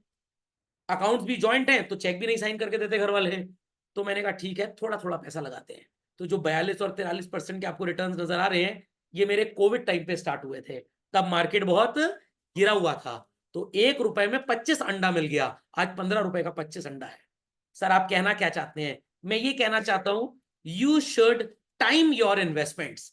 कब इन्वेस्टमेंट करना चाहिए, कब इन्वेस्टमेंट करना चाहिए। अभी बीजेपी की गवर्नमेंट इंडिया में चल रही थी, व्हाट इट क्लियर, वो बिजनेस कम्युनिटी को बड़ा सपोर्ट करती है। तो आने वाले टाइम में अगर उनकी गवर्नमेंट फिर से आ गई, तो businesses will start rising up. और जिस दिन 4-5 जून को काउंटिंग होगी बच्चों, देखिएगा स्टॉक मार्केट का जो इंडेक्स होता है, क्या होता है, पढ़ाऊंगा आपको इसके बारे में, कैसे दनादन बढ़ेगा। तो सर पैसा लगा दें, भैया आपकी मर्जी। पता लगा गिर गया, सैंडल जूता चप्पल लेके चले आए, आप ही बोला था सर। हाँ बिल्कुल फॉल कर सकता है। क्यों फॉल कर सकता है? अडानी अंबानी को जितने दिए हुए इन्होंने ठेके, हो सकता है उनको अच्छे ना लगे, वो सारे प्रोग्राम्स उनके कैंसिल कर दें, तो जहां पे हमने पैसा लगाया वो नीचे गिर भी जाएगा। But again it's a developing world, it's a developing world. Opposition को भी पता है कि अगर हमने उल्टा पुल्टा कोई डिसीजन बिजनेसमैन के खिलाफ लिया, तो बिजनेसमैन देश छोड़ के चला जाएगा, और दूसरे देश तो रेड कारपेट वेलकम करेंगे इंडियन बिजनेसमैन का। What it clear? तो इट इज बेटर कि यही इनको रहन दो। तो ग्रोइंग बिजनेसेस को जनरली कोई गवर्नमेंट अपोज नहीं करती आज के जमाने में, क्योंकि अब वर्ल्ड काफी फ्री हो चुका है। समझ में आ गई बात? कैसे प्लान करना है इकोनॉमिक सिक्योरिटी, समझ गए? चलिए बच्चों, हम बातें किसकी किसकी करेंगे, कैसे अपने मनी को डबल करना है, जो हम कर चुके हैं बात। We'll talk about investing style, what is this Sensex and Nifty, what is mutual funds, and what is insurance, जो कभी भी आपका इंश्योरेंस एजेंट एडवाइस करेगा ही नहीं। खोपड़े में बात गई कि नहीं बच्चों? पक्का? चलिए, तो लेट्स कंटिन्यू फर्दर। तो आज जाके मोहल्ले में ढेर सारे भैया दीदी चाचा चाची जो एमबीए कर चुके हैं, बड़ा बोलते हैं एमबीए है, आईआईएम से एमबीए है, ये पूछिएगा उनसे, शायद जवाब मिलेगा जो आईएम टाइप्स होंगे, बिकॉज देर इंटेलिजेंट। और जो नॉर्मल ये भोला छाप इंस्टीट्यूट से पढ़ लेते हैं, ये जवाब लेट्स सी देख पाते ही नहीं। अगर दे पाए तो गुड, नहीं दे पाए तो इनको भी घसीट लाइएगा अगले संडे को। 72 को आप डिवाइड किससे करेंगे? रेट से, तो आंसर क्या आएगा? टाइम। और 72 को डिवाइड करेंगे टाइम से, तो आंसर क्या आएगा? रेट। तो अगर 3% रेट ऑफ इंटरेस्ट है, 72 डिवाइडेड बाय 3, क्या आंसर आएगा बच्चों? 24 साल में आपका पैसा डबल। तो इसमें कोई अमाउंट ऑफ इन्वेस्टमेंट अलग अलग रहती है, क्या फर्क पड़ेगा? मेरा 20,000 है, तुम्हारा 40,000 है। अगर रेट ऑफ इंटरेस्ट बाजार में 6% है, मेरा 20,000 40 हो जाएगा, तुम्हारा 40,000 80 हो जाएगा। What it clear? डबल हो जाएगा। हाँ, 10-20-50 रुपए का फर्क आ सकता है कंपाउंडिंग के कैलकुलेशन से, बट ऑन एन एवरेज ये एकदम ट्रू एंड टेस्टेड कंडीशन है कि 72 से टाइम को डिवाइड कर दीजिए तो रेट आता है, 72 से किसको डिवाइड कर दीजिए? रेट को, तो क्या आ जाएगा? नहीं समझे बात को? समझ गए? Clearly understood? तो किसको किसको झेलाना है आफ्टर क्लास, समझ में आ गया? पक्का? पैसा डबल 10 साल में होना है, क्या रेट ऑफ इंटरेस्ट होगा बताओ? ये कैसे बता पाएंगे? 72 डिवाइडेड बाय 10, 7.2% पे लगा दो, पैसा 10 साल में लगभग डबल हो जाएगा। Logic understood children? चलिए, ट्रेडिशनल इन्वेस्टिंग दादाजी स्टाइल, कहां पे लगाते थे दादाजी पैसा? बैंक की एफडी। पापा के दादाजी कहां लगाते थे पैसा? गोल्ड। और पापा कहां पे लगा रहे हैं? Real estate. तो सर आपके हिसाब से सब बेकार है? ये तो मैंने बोला ही नहीं। क्या मेरे पिछले 1.25 घंटे के टॉक में ऐसा मैंने बोला? क्या मैं बैंकों के अगेंस्ट हूं? निर्मला मौसी चली जाएंगे हड़काने के लिए? क्या उल्टा पुल्टा ज्ञानबाजी कर रहे हैं आप यहाँ पे? क्या मैं तनिष्क के अगेंस्ट हूं? बिल्कुल नहीं। क्या मैं रियल एस्टेट के अगेंस्ट हूं? योगी जी बुलडोजर चलवा देंगे। What is good for home children, मैं सिर्फ इसके अगेंस्ट हूं। समझ में आई बात? मॉडर्न इन्वेस्टिंग स्टाइल क्या होती है? आपके पास कॉपी होगी बच्चों, कृपया करके इसको अपडेट करें झटपट फास्ट। चलो, तो हमारी दुनिया में लोगों को लगता क्या है कि mutual fund is very risky but these things are very very very safe. अभी बताता हूं थोड़ी देर में आपको मैं। लोगों को लगता है कि इन चीजों में रिटर्न ज्यादा है, बट सिर्फ नजर आते हैं बच्चों, एक्चुअली में ज्यादा है नहीं।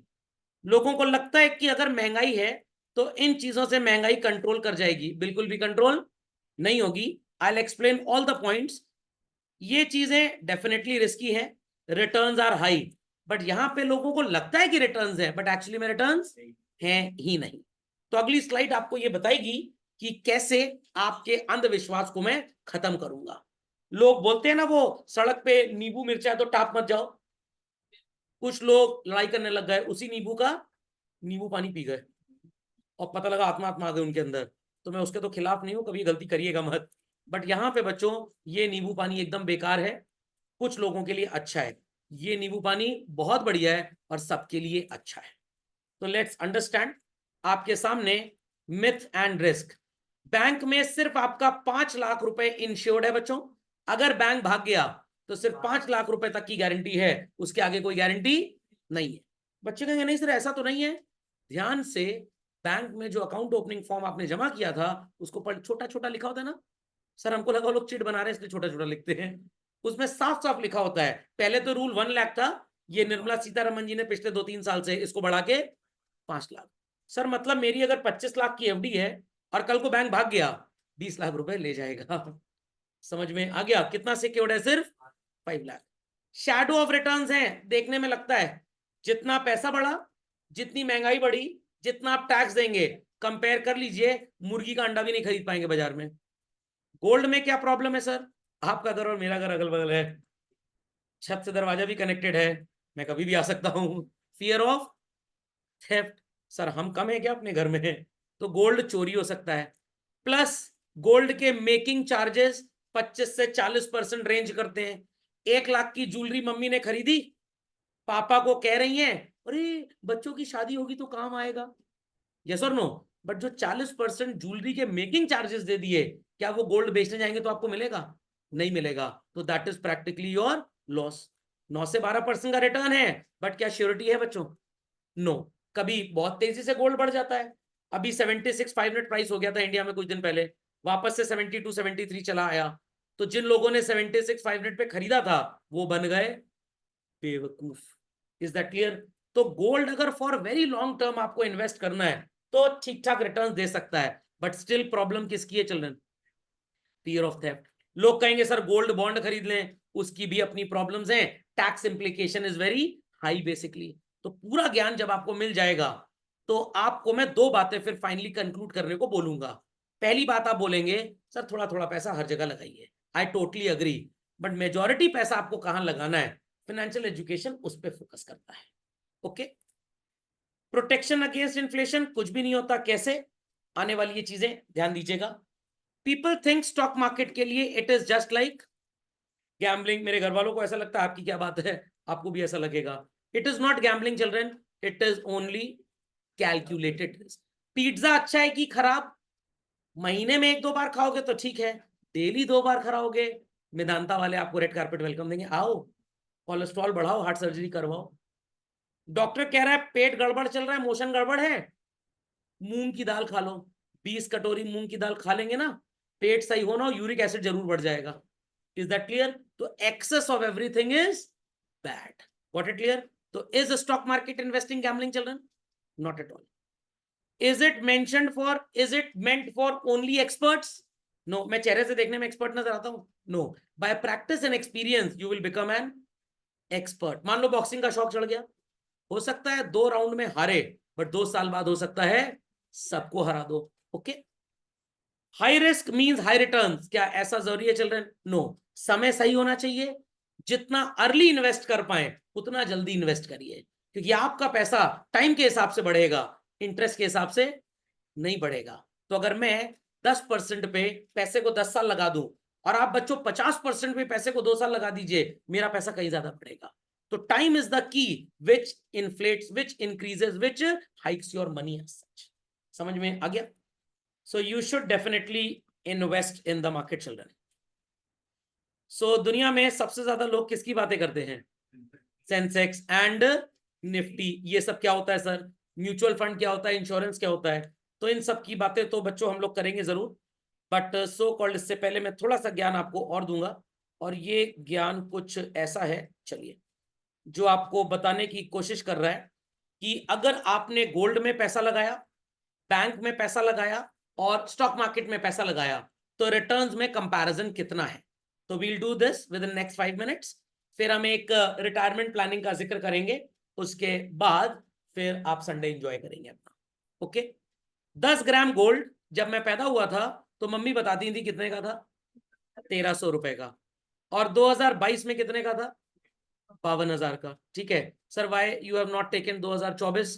गोल्ड का रेट इधर थोड़ा ज्यादा बढ़ा है तो मैं भी पुरानी पीपीटी से काम चला रहा था। रिटर्न लगभग कितना हुआ? 9.25% का एनुअल रिटर्न है। तो जिस इंसान ने 1300 रुपए का गोल्ड खरीदा 10 ग्राम 1980 में, आज उसका गोल्ड कितने का हो गया? 52,000 का। कितना रिटर्न मिला? 9.25। अगर वो इस गोल्ड को बाजार में बेचने जाएगा तो उसे प्रॉफिट होगा। और अगर उस इंसान की एनुअल इनकम बच्चों 10 लाख रुपए से ऊपर है तो भारत सरकार उससे कितना टैक्स लेगी? 30%। तो वो कहीं नौकरी कर रहा है, उसको 15-16 लाख रुपए साल की तो सैलरी मिलती है। गोल्ड बेच के अलग से पैसा उसने कमाया तो 10 लाख से ऊपर की उसकी इनकम हो गई। लोगों को समझ में आ रही है मेरी बातें? तो बेचारे को टैक्स कितना देना पड़ेगा? 30% ऑफ 9.25 इज 2.8। सर कैसे निकाला? अरे एकदम आसान है। 9.25 का 30/100, 2.8% सरकार ने आपसे टैक्स ले लिया 9.25 पे। टैक्स पे करने के बाद बचा कितना? 6.45। 1 जनवरी 2024 को अगर कोई चीज बाजार में 100 रुपए की है बच्चों, क्या अगली 1 जनवरी 2025 को वो 100 रुपए की होगी? थोड़ी सी बढ़ेगी। मान लेते हैं लगभग 104 रुपए की हो जाएगी। जियो का रिचार्ज ही देख लीजिए, 99 का था, 666 का हो गया। किसी जमाने में फाइनेंशियल लिटरेसी पढ़ाता था, 100 रुपए फीस देता था, आज 5 गुना ले रहा हूं। कभी आपको शर्ट टेलर के यहाँ सिलवानी होती थी, वो 300 सिलाई लेता था, 600 ले रहा है। तो ये जो महंगाई बढ़ती है बच्चों, इस प्रोसेस को क्या बोलते हैं? इन्फ्लेशन। तो आपने जो 9.25 कमाया उसमें 2.8 तो सरकार टैक्स ले गई। आफ्टर टैक्स आपकी कमाई कितनी बची? इतनी मैथ समझ में आती है ना भाई? फाइनेंस के लिए इतनी मैथ्स आनी चाहिए।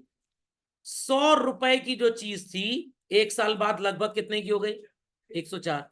लगभग 3.5 से 4% आपकी महंगाई आपकी कमाई को खा जाएगी। Not getting? मैंने अपना 100 रुपए बैंक में इन्वेस्ट किया, मान लीजिए बैंक मेरे को 112 रुपए दे रहा है। 1 साल बाद जब मैं ये सामान खरीदूंगा तो मेरे को 104 खर्च करने पड़ेंगे। नहीं समझ में आई बात?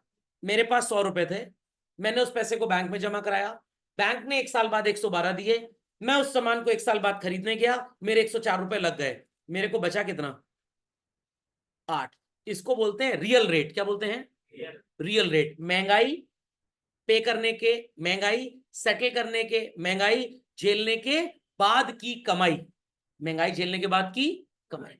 3.5% आपकी कमाई कौन खा जाएगी? डायन। इन गाना सुना, महंगाई डायन मार जाएगी। 3.5% का इन्फ्लेशन हो गया बच्चों, बचा कितना? Post tax and post inflation आपकी कमाई गोल्ड में कितने की है? अराउंड 3% की। और आपको क्या नजर आता है? गोल्ड में बहुत कमाई है। इन बातों का ख्याल कोई इंसान करता ही नहीं है, और लोगों को क्या लगता है कि गोल्ड में कमाई बहुत ज्यादा है। आइए बैंक की एफडी पे लगभग 6 से 7% का इंटरेस्ट है। 6 से 7% का इंटरेस्ट है बच्चों। अगर आप बैंक में 1 लाख रुपए का इन्वेस्टमेंट करते हैं और मान लेते हैं कि बैंक आपको लगभग 6,500-7 हजार रुपए इंटरेस्ट दे दे, तो आपका 1 लाख रुपए बच्चों 1 साल बाद कितना हो जाएगा? 1,07,000। इतनी बात समझ में आ रही है? इतनी बात समझ में आ रही है? इस 7,000 रुपए में अगर आप 30% के टैक्स ब्रैकेट में आते हैं हिंदुस्तान में, 2,100 रुपए का मत्था किसके सामने टेकना पड़ेगा? टैक्सेशन। आपको आफ्टर टैक्स कितनी कमाई बची? 4,900। जो सामान आज 1,00,000 का है बच्चों, 1 साल बाद वो सामान लगभग 1,03,500 रुपए का हो जाएगा। तो 3,500 रुपए तो महंगाई ले गई आपकी। फाइनली सब काटने पीटने के बाद 1,00,000 रुपए पे बचा कितना? मात्र 1,400 रुपए। What is the return? कराएंगे बैंक की एफडी? आज पापा को समझाएंगे, कल ऑफिस से छुट्टी लीजिए, सारी एफडी कैंसिल कराइए। Got it clear? ये आप राय पापा को नहीं देंगे। नया मनी जो इन्वेस्ट करें वो यहां इन्वेस्ट ना करें। समझ में आ गया? क्योंकि अगर आपने पापा को बोला एफडी तोड़वा लीजिए तो बैंक पीनल इंटरेस्ट चार्ज कर लेगा 1%। तो ये जो 1% मिलना है वो भी गया। तो जो है वो रहन दो, अगली बार से गलती ना करो। जैसे बच्चों से बोलता हूं, पेपर में गलती कर दी, टेस्ट में कोई बात नहीं, अगली बार इस गलती को रिपीट मत करना, कोई नई गलती करना। तो सारी गलतियां पढ़ाई के टाइम पे टीचर को भेज जाओ, एग्जाम में सब सही सही करके आओगे, क्योंकि गलती का स्टॉक आपके पास है ही नहीं, तो आप करें कहां से? अब आता है मेरा प्यार, शालीमार नहीं, इंडेक्स। डायरेक्ट भी शेयर मार्केट में पैसा लगा सकते हैं, थोड़ा रिस्क ज्यादा है। इनडायरेक्टली लगा सकते हैं म्यूचुअल फंड के थ्रू, रिस्क कम है। वो मैं आपको समझाऊंगा होता क्या है। 100 रुपए बच्चों 1980 में इंडेक्स की वैल्यू थी कितनी? 100 रुपए। आज ये इंडेक्स 75,000 तक चला गया है। कितना? 75,000 तक। कितना? 75,000। 2022 में इंडेक्स की वैल्यू कितनी थी? 56,000। तो मैं आपको अपने फाइनेंशियल कैलकुलेटर पे कैलकुलेट करके बताऊंगा, तो आप समझ जाएंगे कि कितने % का रिटर्न मिल रहा है। कितनी वैल्यू थी बच्चों 1980 में? 100।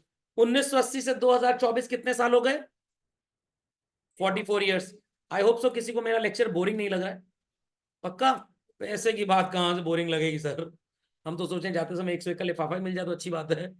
चलिए, 44 सालों में बच्चों कितने महीने होते हैं? अरे अभी तो बताया था आपने, 528। 42 कहां से हुए? 1980 से 2024 हो गया।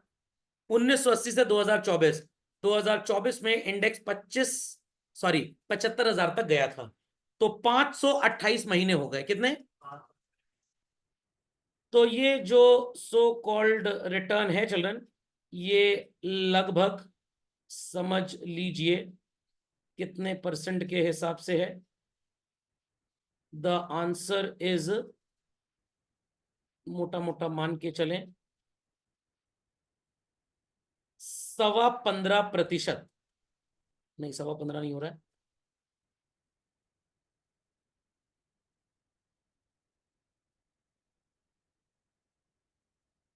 17% के आसपास आएगा ये। हाँ सेम, 16.25% ही है ग्रोथ, 16.25% ही है। अगर आपने 1,00,000 रुपए, आपने क्या, आप तो उस समय पैदा ही नहीं हुए थे, आपके दादाजी ने अगर 1,00,000 रुपए ऑन एन एवरेज ढेर सारे शेयर्स में लगाया होता, जिनकी उस जमाने में वैल्यू कितनी थी? 100। आज 16% के हिसाब से आपका पैसा कितना ज्यादा बढ़ गया होता? 100 रुपए अगर 75,000 था, 100 रुपए अगर आज 75,000 हो गया बच्चों, तो 1,000 रुपए कितना होता? 7.5 लाख। कितना होता? 7.5 लाख। तो आपने मान लीजिए 16,000 लेटस से 250 रुपए इस साल कमाए। कितने कमाए? 16,250। सरकार इस 16,250 रुपए पे आपसे टैक्स कितना लेगी? मैंने 30% जोड़ा यहां पे, चले कितने %? 30% इज 4.8। 4.8, 30% आपने टैक्स दे दिया।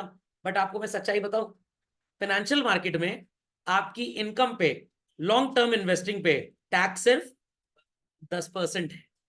कुछ जगहों पे इट इज 20%, बट स्टिल मैंने कितना कंसिडर किया है?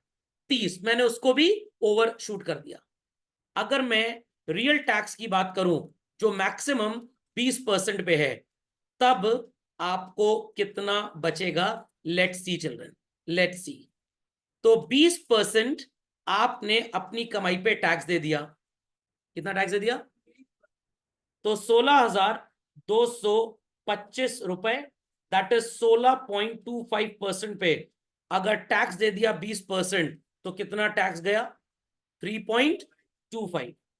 16.25 माइनस 3.25, लगभग आपको कितना प्रतिशत बच गया बच्चों? 13%। 3.5% की महंगाई भी अगर कवर अप कर लें, स्टिल महंगाई के बाद, टैक्स के बाद भी कितना बचेगा? 9.5%। समझ में आ गया? तो हमारे देशवासियों को सरकार तो ये ज्ञान देना चाह रही है। कुछ स्कूल्स में फाइनेंशियल मार्केट मैनेजमेंट जैसा सब्जेक्ट भी है, उसमें भी आपको ये सब बातें सिखाई जाती हैं। But there the subject focuses only on stock market. My financial literacy programme focuses on much more than that basically. Okay, तो 9.5% का रिटर्न है बच्चों। गोल्ड में कितना था? 2.95, और बैंक का तो 0.7। तो जिससे भी आपकी लड़ाई हो, उसको क्या बोलना है? कहां पे पैसा लगाओ? बैंक में। और अपने सगे संबंधी दोस्तों को, रिश्तेदारों को क्या बोलना है? स्टॉक में लगाओ। समझ में आ गया ज्ञान? गवर्नमेंट का स्पेशल प्रोविजन है, ये 20% भी 1 अप्रैल 2022 से लगने लग गया है। पहले तो लॉन्ग टर्म इन्वेस्टिंग पे, स्टॉक्स पे टैक्स ही नहीं था। सरकार को क्या लग रहा है? और सर बहुत पैसा कमा रहे हैं, उनके बच्चे बहुत पैसा कमा रहे हैं, हम भी बहती गंगा में हाथ नहीं उंगली डिप कर ले हैं। तो सरकार ने बोला 1 अप्रैल 2022 से आपके जो भी लॉन्ग टर्म इन्वेस्टमेंट्स होंगे उस पर टैक्स लगेगा। पहले भी लगता था, बट पहले छूट मिल जाती थी। अब सरकार ने वो छूट नहीं, थोड़ी सी बढ़ाई है, थोड़ी सी घटाई है।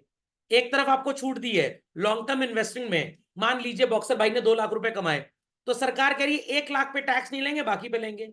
मान लीजिए गर्व जी ने, काफी गर्व की बात है, 10 लाख रुपए कमाए, तो सरकार कह रही है 1 लाख पे टैक्स नहीं लेंगे, 9 लाख पे लेंगे। बट गर्व तो मेरा स्टूडेंट है, इसने क्या किया? इस 9 लाख को फिर से रियल एस्टेट में इन्वेस्ट कर दिया। तो under section 54 of the income tax act इस 9 लाख पे भी टैक्स छूट जाएगा। शॉर्ट टर्म में 15.665% का टैक्स तब भी था, अब भी है। बट जनरली लोग शॉर्ट टर्म इन्वेस्ट कम करते हैं, कम करते हैं। वो लोग इन्वेस्ट करते हैं जिनको डेली बाइंग सेलिंग करनी हो। और डेली बाइंग सेलिंग में 100 का अगर आपने 150 बना लिया, 50 रुपए में 4 रुपए टैक्स चला भी गया तो कोई नुकसान। बाकी जगह तो आपकी कमाई ही नहीं है, आप टैक्स सरकार को क्या देंगे? और बच्चों यही रीजन है कि गवर्नमेंट बैंक्स को भी बोल रही है कृपया करके रेट ऑफ इंटरेस्ट को कम रखें। गवर्नमेंट नहीं चाहती कि आप बैंक में पैसा लगाएं, इसीलिए बैंक का रेट ऑफ इंटरेस्ट बढ़ नहीं रहा। क्योंकि आपका पैसा जो बैंक में जमा होता है, आपको तो बैंक 6-7% देता है, बट उस पैसे को जिसको लेंड किया जाता है, होम लोन की बात छोड़ दीजिए, 17-18% से कम पे बोरोइंग होती नहीं। कहीं क्रेडिट कार्ड वगैरह में आपने लोन ले लिया तो जय माता दी, साल भर का 36% इंटरेस्ट होता है उस पर। तो बैंक तो टनाटन पैसा कमा रहा है आपके पैसे से, बट आपको रिटर्न्स नहीं दे रहा, क्योंकि गवर्नमेंट चाहती नहीं कि individual Indians should invest in banks, कि बैंक्स का बर्डन बढ़े। नहीं समझे मेरी बात को? पक्का? तो आज के बाद या आप अपनी कमाई का एक भी पैसा बचो कभी भी बैंक की एफडी में डालेंगे? तो सर बैंक की एफडी है किसके लिए अच्छी? जिन लोगों की कमाई एनुअली 5 लाख रुपए से कम हो, क्योंकि उनको टैक्स देना पड़ता है सिर्फ 5%, या जिनकी कमाई 2.5 लाख रुपए हो, उनसे भारत सरकार 0 टैक्स लेती है साल भर में। अगर आपकी कमाई साल भर में इंटरेस्ट वगैरह सब मिला के कुल 2.5 लाख रुपए है, तो आपको under section 87A of the income tax act कोई टैक्स नहीं देना होता। इनके लिए अच्छा है, इनको बैंक ने अगर 6% इंटरेस्ट दे भी दिया तो इनकी पूरी बचत है, इनको कोई टैक्स वैक्स नहीं देना। एंड ये लोग बेचारे कम पैसा कमाते हैं, तो इनकी रिस्क टेकिंग एबिलिटी भी बहुत ज्यादा नहीं होती। तो भैया जब आपकी रिस्क टेकिंग एबिलिटी ज्यादा नहीं है, तो मैं आपको यहां पे इन्वेस्ट करने की सलाह नहीं दूंगा। पता लगा थोड़ा सा मार्केट नीचे, हार्ट अटैक से ऊपर हो लिए, तो थोड़ा सा रिस्क ले वही सकता है जिसके पास पैसे ढेर सारे हैं, या जिसकी उम्र बहुत कम है। अभी आप ही को मैंने बताया, अगर मोमोज ना खाए होते नालायकों ने, तो आज 1.25 लाख रुपए जेब में होता। 1.25 लाख रुपए अगर जेब में है, तो 10,000 इन्वेस्ट करने से भी आप चूकेंगे। अरे 10 ही हजार है ना, और सबका पैसा चला थोड़ा जाएगा। समझ में आई बात कि नहीं आई? तो आज क्लास के बाद घर जाके रोइएगा ना, मेरा पैसा चला गया, मैं मोमोज खा खा के 1.5 लाख बर्बाद कर दिया। तो अभी जो हो गया वो हो गया, आगे से बेवकूफियां नहीं करनी है। तो आई होप सो जिन्होंने अपना समय मेरे को दिया, they are finding it interesting. शायद वो घर में खर्राटा ले रहे होते तो उनका इतना फायदा ना हो। समझ, बिल्कुल इन्वेस्ट कर सकते हैं, बट जब इनकम नहीं इन्वेस्ट करेंगे कहां से सर? सबकी मम्मी, मैक्सिमम लोगों की मम्मी पापा को बोलती हैं, सुनो जी, पापा कह रहे 1 लाख रखा है अलमारी में, मैंने 1 तारीख को पैसा रख दिया है, 1 लाख रुपए में 40,000 तो घर का खर्चा है, 20-20 हजार की मम्मी ने 3 किट्टी पार्टी ज्वाइन की हुई है। अब मम्मी को किट्टी पार्टी से मना नहीं करना है, because an Indian lady can sacrifice her husband but not kitty party and gold shopping. ये एकदम कटु वचन है, समझ में आ गया? लेक्चर रिकॉर्ड पे कोई डर नहीं है बोलने का। तो मम्मी को बोलना है, देवी मैया 1 किट्टी पार्टी में जाओ, या 10-10 हजार की 3 किट्टी पार्टी ज्वाइन कर लो, और जो बाकी 30 बचा उसको मार्केट में लगाओ। किट्टी पार्टी में कोई कमाई है मम्मी की? किट्टी पार्टी में कोई कमाई है? जितना दे रहे हैं 12 महीने में एक बार में मिल जाएगा। समझ में आ गया? सर दादी माँ थोड़ी बुराई भी करनी होती है, घर में खुल के नहीं कर पाती, तो वहां जाके सर एकदम सांस ले पाते हैं लोग, जोक सपाट। तो सो कॉल्ड किट्टी पार्टीज वही सोशल सर्कल बढ़ता है, प्लस दिखावेबाजी होती है, बट थोड़ा बहुत तो करना ही पड़ेगा। समझ में आया कि नहीं आया? पक्का? तो अब आपके पापा पैसा कमाते हैं, अगर आपके पापा जॉब में या उनका बिजनेस है और वो पैसा कमा रहे हैं, but mummy is a home maker, आपको मेरी बातें समझ में आ रही है? नहीं सर, हमारा घर तो मेसन वर्कर ने बनाया था, मम्मी ने नहीं बनाया। होम मेकर मतलब हाउसवाइफ का नया शब्द है। Is that clear? तो सो कॉल्ड अब पापा पैसा कमा रहे हैं, सैलरी कमा रहे हैं, प्रॉफिट कमा रहे हैं बिजनेस से, और भारत सरकार को टैक्स भी दे रहे हैं। नहीं सर हमें कुछ कहना है, नहीं नहीं आप कुछ मत कहिए। कुछ लोग बोलेंगे सर हमारे पापा सब पार कर जाते हैं, नहीं नहीं, वो टैक्स सेविंग टूल्स होते हैं, उसको चोरी नहीं बोलते हैं, तमीज से बोलिए थोड़ा सा।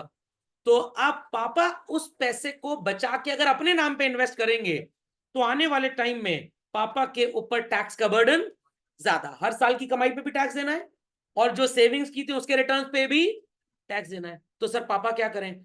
पापा उस कमाई को मम्मी के नाम पे इन्वेस्ट करते हैं।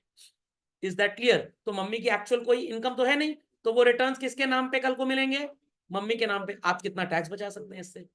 Sir is it not illegal? No, आपका सीए आपको यही सजेस्ट करेगा। दादी माँ के नाम पे बचाएं तो और फायदा। सर वो बुआ जी फिर भीड़ मारने आ जाएंगे कल को, ये मेरा भी पैसा है। दादी माँ के नाम पे बचाने पे क्या फायदा है? बैंक की एफडी पे भी आधे % का रिटर्न ज्यादा है। दादी माँ की उम्र कल को जब 60 साल हो जाएगी, तो जो मैं 2.5 लाख रुपए तक की इनकम पे जीरो टैक्स बोल रहा हूं, तब 3 लाख पे जीरो टैक्स है।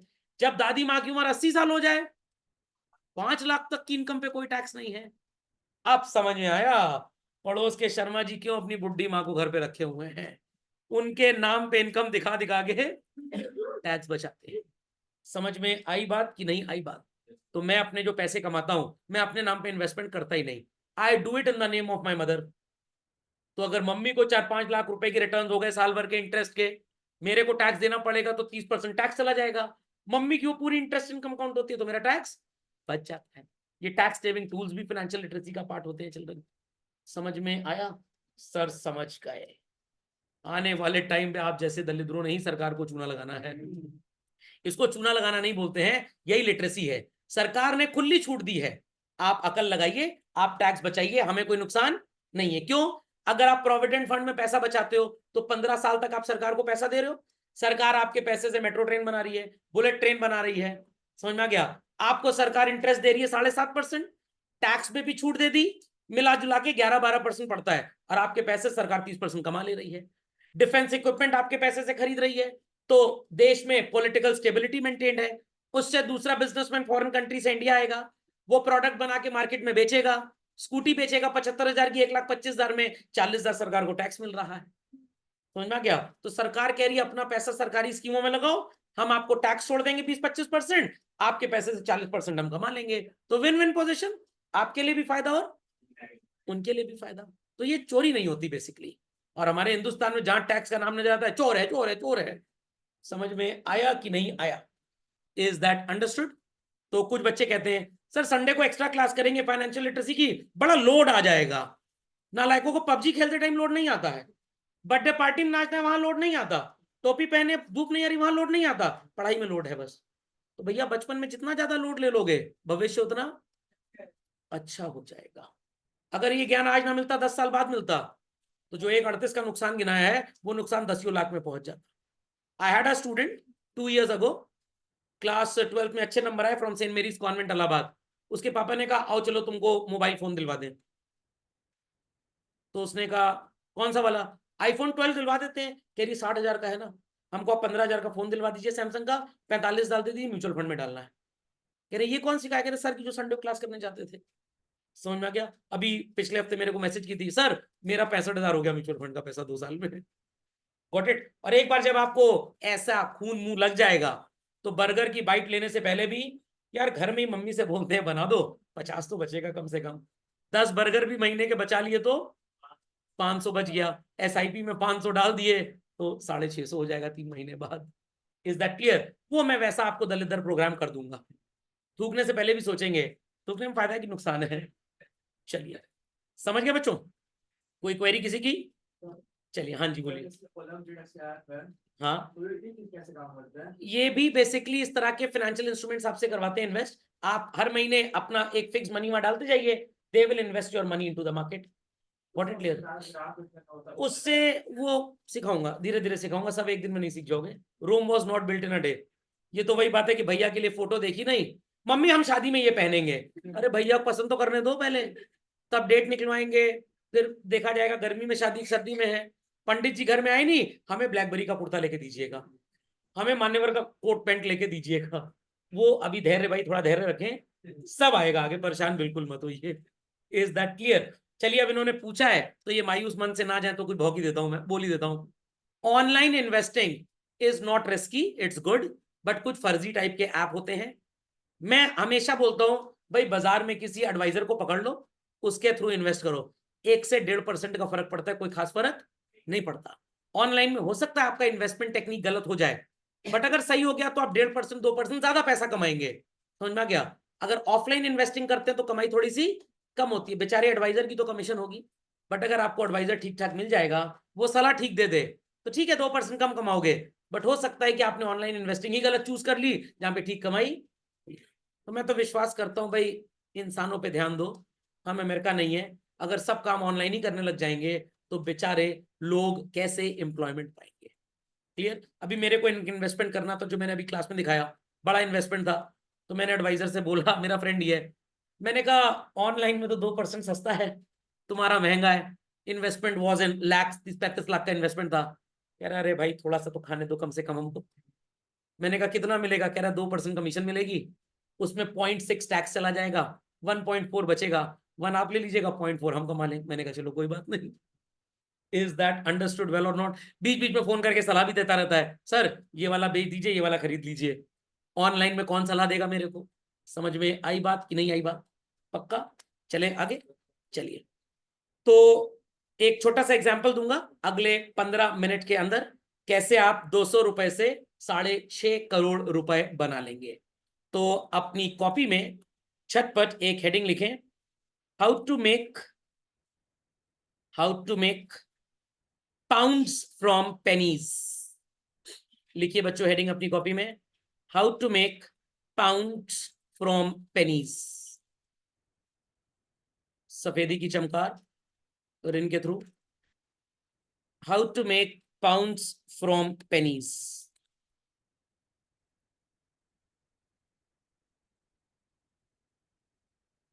पाउंडा लिख गया, चलिए। फ्रॉम ₹200 saved per month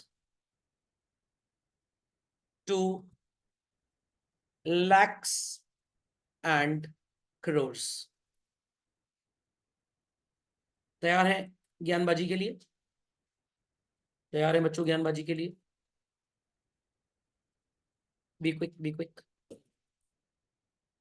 तो मैं यहाँ पे एक टाइमलाइन लेने वाला हूं बच्चों, और ये टाइमलाइन आपका जीवन काल होगा। ठीक, चलिए, दिस इज द टाइमलाइन। और जिन बच्चों को लग रहा है कि ये जीवन काल हमने पहले पढ़ा हुआ है, तो वो गलत लग रहा है, ये थोड़ा सा एडवांस्ड जीवन काल है। समझने को तैयार बच्चों? चलिए, तो यहाँ पे मैंने मल्टीपल जीवन काल लिए हुए हैं। Ready children? 3 पार्ट्स में इसको हमने डिवाइड कर दिया चिल्ड्रन। सब लोग ऐसी ड्राइंग बना सकते हैं। चलिए, ये टाइम स्पैन होगा फ्रॉम 0 years to 24 years, जब प्रैक्टिकली आपकी अर्निंग कैपेसिटी लो या नो होगी। कितनी होगी चिल्ड्रन? लो या नो होगी। आप कुछ भी पैसा नहीं कमाएंगे। उसके बाद एक समय आएगा from 25 years of age up till 60 years of age, जब आप ठीक ठाक पैसे कमाने लायक हो जाएंगे और आप पैसे बचाना भी सीखेंगे। उसके बाद फ्रॉम 61 years टू, मान लेते हैं लगभग 80 साल तो जिएंगे ही जिएंगे। तो आपका सबसे खतरनाक टाइम पीरियड ये होता है बच्चों। क्यों होता है ये सर? क्योंकि यहां पे आपकी कमाई प्रैक्टिकली क्या होती है? नेग्लिजिबल। जॉब से रिटायर हो गए, बिजनेस भी उतनी मुस्तैदी से नहीं कर पाएंगे जितनी मुस्तैदी से यहां पे कर पा रहे थे। क्या लोग मेरी टाइमलाइन से सहमत है? मेरी टाइमलाइन में किसी को फ्रॉड तो नहीं नजर आ रहा? चलिए, समझ में आ गई बात चलन? Timeline understood? तो 0 से लेकर अगर मैं बात करूं, लगभग लेटस से इसको भी फर्दर डिवाइड करते हैं कुछ टाइम जोन्स में। 0 से 15 साल, 15 से 21 और 21 से 24। सुनने को तैयार? 0 से 15 ईयर्स, 15 से 21 और 21 से 24। दिस इज द टाइम जब आप पोस्ट ग्रेजुएशन कर रहे होंगे। दिस इज द टाइम जब आपकी स्कूलिंग और ग्रेजुएशन खत्म हो रहा होगा। दिस इज द टाइम जब सिर्फ खर्चा ही खर्चा था, कोई कमाई तो थी ही नहीं। अगर मैं बोलूं कि 0 से 15 साल तक की उम्र में आपको ज्ञान तो एक्चुअली में आता है पैसा वगैरह बचाने का at an age of let's say 5 years children, yes और नो? 5 साल में इंसान थोड़ा सा क्यूरियस हो जाता है पैसे की बचत को लेकर। तो 10 साल आपने शायद कुछ पैसे बचाए, अगले 6 साल भी आपने कुछ पैसे बचाए और अगले 4 साल भी आपने कुछ पैसे बचाए, यस और नो? बट पहले 10 साल, 5 साल से 15 साल उम्र ही कितनी होती है। बट अगर मैं बोलूं कि पिगी बैंक में बच्चों 100 रुपए भी आपने इकट्ठे किए होते, कितने? तो कोई बड़ी बात नहीं है। या 50 रुपए हफ्ते के हिसाब से 200 तो इकट्ठा कर सकते थे ना? कि 200 भी नहीं कर सकते थे? कर सकते थे। तो 200 रुपए अगर आपने 10 साल तक इकट्ठे किए होते तो 120 महीने में आपके पास टोटल कितने पैसे प्रिंसिपली इकट्ठे हो जाते? You can easily answer me. 12 into 24, sorry 12 into 2 is 24 और कितना हो गया टोटल? 1000। अगर इस पैसे को मैं मान के चल रहा हूं, थोड़ा सा ज्ञान हमारे अंदर होता और हमने थोड़े से पैसे बच्चों बचाने सीख लिए होते तो आपके पास आज कितने पैसे होते? Let's see children. सब लोग आज प्ले स्टोर से फाइनेंशियल कैलकुलेटर जैसा एक ऐप डाउनलोड कर लेंगे। जब भी आप कहीं पे भी कुछ उल जलूल खर्चा करेंगे, उस ऐप पे आप चेक करेंगे कि अगर मैं ये खर्चा यहां ना करूं तो ये कितना हो जाएगा। तो सोचिए कितना हो जाता। थोड़ी सी रोने वाली बात है बट प्लीज रोइएगा मत। 200 रुपए महीना बच्चों और 120 महीने तक, मान लीजिए 12% का भी रिटर्न है, आपके पास कितने पैसे होते? जवाब आया 44,807 रुपीज, रफली स्पीकिंग 45,000। कितना? 45,000 आपके पास होते जब आप 9th क्लास में आते। थे आपके पास 9th क्लास में 45,000? नो। तो सिर्फ मैं आपको परेशान नहीं कर रहा हूं, मैं सिर्फ बता रहा हूं कि क्या गलती आप कर चुके हैं और आगे ये गलती ना करें। सर हमारे पापा ने ऐसा पैसा जमा किया था, आप टेंशन ना लें। Very good. ये 45,000 रुपए क्योंकि आपके ऊपर कोई परिवार का बर्डन है नहीं, अगले 6 साल तक भी इन्वेस्टेड रहेगा। आई रिपीट चिल्ड्रन, अगले 6 साल तक भी इन्वेस्टेड रहेगा। अब आपकी उम्र थोड़ी बढ़ गई है। 15 साल से 21 साल तक के टाइम जोन को मैं सो कॉल्ड 3 पार्ट्स में डिवाइड करने जा रहा हूं। पहला 15 साल से 17 साल, फिर 17 साल से 18 साल और फिर 18 साल से 21 साल। अगर मैं बोलूं 15 से 17 साल की उम्र में 500 रुपए महीना बचा लो, क्या कोई टफ गेम है? 17-18 साल में भी 800-900 हजार रुपए जमा करा लो, क्या कोई टफ गेम है? और ड्यूरिंग ग्रेजुएशन भी अगर 2000 रुपए महीना बोलूं, क्या जमा कराना कोई टफ गेम है चिल्ड्रन? नो। तो ऑन एन एवरेज क्लास 11 से आपने 500-600 रुपए महीने की सेविंग स्टार्ट की, और ग्रेजुएशन होते तक लगभग ये सेविंग 2-2.5 हजार रुपए महीने की हो गई, 2-2.5 हजार महीने की हो गई। तो एवरेज 1500 ले लूं बच्चों में? तो चलिए, आपने ऑन एन एवरेज मान लीजिए 1500 रुपए पर मंथ जमा कराना स्टार्ट किया for a period of 15, 16, 17, 18, 19, 20, 21, how many years? 7 years. 7 years में कितने मंथ्स होते हैं चिल्ड्रन? 84।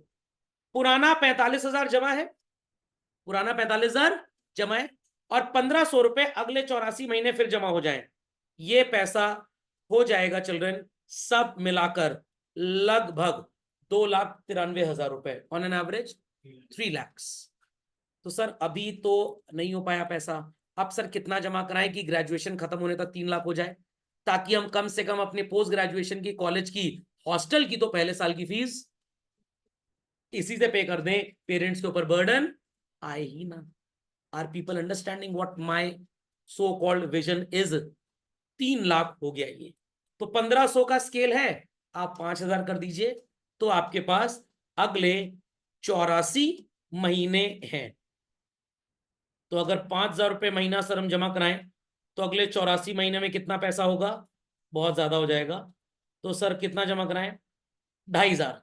अगर आप लगभग 2200-2300 रुपये महीना आज से जमा करने चले बच्चों, तो ग्रेजुएशन खत्म होने तक आपके पास 3 लाख होगा। तो सोचिए, बचपन से जमा कर रहे होते तो 200 में काम बन जाता, आज 2200 करना पड़ेगा। 10 गुना ज्यादा पैसा इन्वेस्ट करना पड़ रहा है आपको उतना ही रिजल्ट लेने के लिए। अगले 21, 22, 23, 24 कितने साल हो गए? 4 साल। How many months? 48 months. PG कर रहे हैं, बहुत ज्यादा तो नहीं, बट ठीक है, 2-3 हजार रुपए महीना बचाना कोई बड़ी बात नहीं है। तो पुराना 3 लाख चिल्ड्रन, और 3,000 रुपए महीना, क्या मैं इसको 2,000 कर दूं? 3,000 हो जाएगा? 2,000 कर दें? कुछ लोग कह रहे नहीं सर थोड़ा तो खर्च करने दीजिए सर कम से कम। चलिए 2,000, और 4 साल में कितने मंथ्स होते हैं चिल्ड्रन? 48। आपके पास यहां पे पैसे हो जाएंगे how much? 6 lakh. Post graduation पढ़ने के बाद अगर आपने पुराना पैसा जमा किया था, खर्च नहीं किया, पोस्ट ग्रेजुएशन में भी थोड़ी बहुत कमाई का जुगाड़ आ गया, पैसे बच गए, तो आप जब नौकरी करने जाएंगे तो अपने 1 BHK फ्लैट की डाउन पेमेंट कर पाएंगे 6 लाख रुपए। 1 BHK फ्लैट की डाउन पेमेंट कर पाएंगे? सिद्धि जी नहीं कर पाएंगी? कर पाएंगे। अब अगला टाइम पीरियड कितना है बच्चों? 25 से 60। 25 से 60 को डिवाइड करते हैं। पहला टाइम पीरियड 25 से 35, शादी होती है, बच्चे छोटे होते हैं, बर्डन थोड़ा सा कम होता है। 35 से 40, 40 से 50, और 50 से 60। Are people focused on this? Bore तो नहीं हो रहे भाई? चलिए, तो पहला टाइम पीरियड मैंने क्या लिया चिल्ड्रन? 25 साल से 35 साल तक, फिर 35 साल से 40 साल तक, फिर 40 साल से 50 साल तक, और 50 साल से 60 साल तक। आपकी जॉब लग चुकी है। मान लेते हैं 25 साल से 35 साल की उम्र के बीच में ऑन एन एवरेज बच्चों 10 लाख रुपए कमाना कोई बड़ी बात नहीं है, और मैं 10 भी थोड़ा कम बोल रहा हूं, you can take it as 15 lakh. 1-1.25 lakh रुपए महीने की कमाई आज से 7-8 साल के बाद कोई बड़ी चीज नहीं है। आज का 30-35 हजार, कल का 1.25 लाख होगा। प्रमोशन वगैरह होगा। 35 से 40 साल आपकी उम्र हो गई, ऑन एन एवरेज अर्निंग्स मान लीजिए 18 लाख रुपए हो गई। 40 से 50 साल आपकी अर्निंग, सीनियर पोजीशंस पे आप अगर चले जाएंगे तो it could be around 2 lakh rupees per month, और उस जमाने का 2 लाख ना आज का 70-80 हजार रुपए है बस। ओके। और 50 से 60 साल मान लीजिए आपकी हाईएस्ट इनकम होगी। मैं ये मान के चल रहा हूं कि आप सड़क के भिखारी नहीं है, आप कुली और क्लर्क की नौकरी नहीं करने वाले, आप कुछ बहुत अपने जीवन में अच्छा करेंगे। तो बच्चों 15 लाख रुपए कमा रहे हैं, टैक्स वैक्स भी ठीक ठाक चला जाएगा, लगभग आपके हाथ में जो पैसे आएंगे it would be around after tax how much? 12 lakh. 18 lakh में मान लीजिए लगभग 14 लाख रुपए आ गए आपके पास। 24 लाख की कमाई में लगभग मान लीजिए 19 लाख आ गए। सर ये कम क्यों होता जा रहा है? क्योंकि जब आपकी इनकम ज्यादा होती है टैक्स भी ज्यादा होता है। ओके, तो मतलब रईस आदमी बेवकूफ है? कोई शक? वो सरकार को ज्यादा टैक्स देने के लिए ही पैदा हुआ था। और जब 30 लाख इनकम होगी तो लगभग आपको मान लीजिए 20-22 लाख रुपए बच जाएगा। सर 30 लाख पे 10 लाख तो सीधे टैक्स चला गया? नहीं, फिर उस समय कुछ जुगाड़ पानी होता है जब आपका टैक्स इतना ना हो। और पुराने इन्वेस्टमेंट्स भी तो आपको रिटर्न्स देके जाएंगे। इतनी कहानी समझ में आ गई? 12 लाख रुपए साल अगर कमा रहे हैं बच्चों, 1 लाख रुपए महीना, घर का खर्चा भी है, सबको भंडारे में तो खाना खिलवाएंगे नहीं। तो अगर मैं बोलूं महीने का 40,000 रुपए आप इन्वेस्ट कर लें, साल का 3-4 लाख रुपए, 12 लाख कमा के, क्या कोई बहुत बड़ी रॉकेट साइंस है? No. Here your investment, let us say, goes up to 50,000 per month. Here it goes up to, let us say, 60,000 per month. And here it goes up to, let us say, 70,000 per month. Sir income इतनी बढ़ी तो investment और भी कर सकते हैं। भाई बच्चे बच्चे भी होंगे, उनके ऊपर भी कुछ खर्चा करोगे, अनाथालय छोड़ोगे उनको जाकर? समझ में आया कि नहीं आया? तो वो सब बर्डन भी आपके ऊपर आएगा।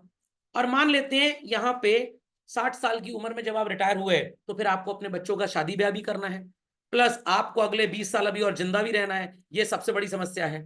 लॉन्गेविटी ऑफ लाइफ बढ़ चुकी है तो बहुत ज्यादा बचत करनी है, क्योंकि आपको बहुत ज्यादा साल खाना है बिना कमाए। 65 में मर गए तो कोई टेंशन ही नहीं है। Is that understood? तो सबसे बड़ी रिटायरमेंट प्लानिंग का प्रॉब्लम इसीलिए देश में बच्चों, लोगों की कमाई यहां पे खत्म हो जाती है बट खर्चे चलते रहते हैं। तो यहाँ पे तो सपोर्ट सिस्टम है। कौन है support system? Plant and machinery, पापा एंड मम्मी।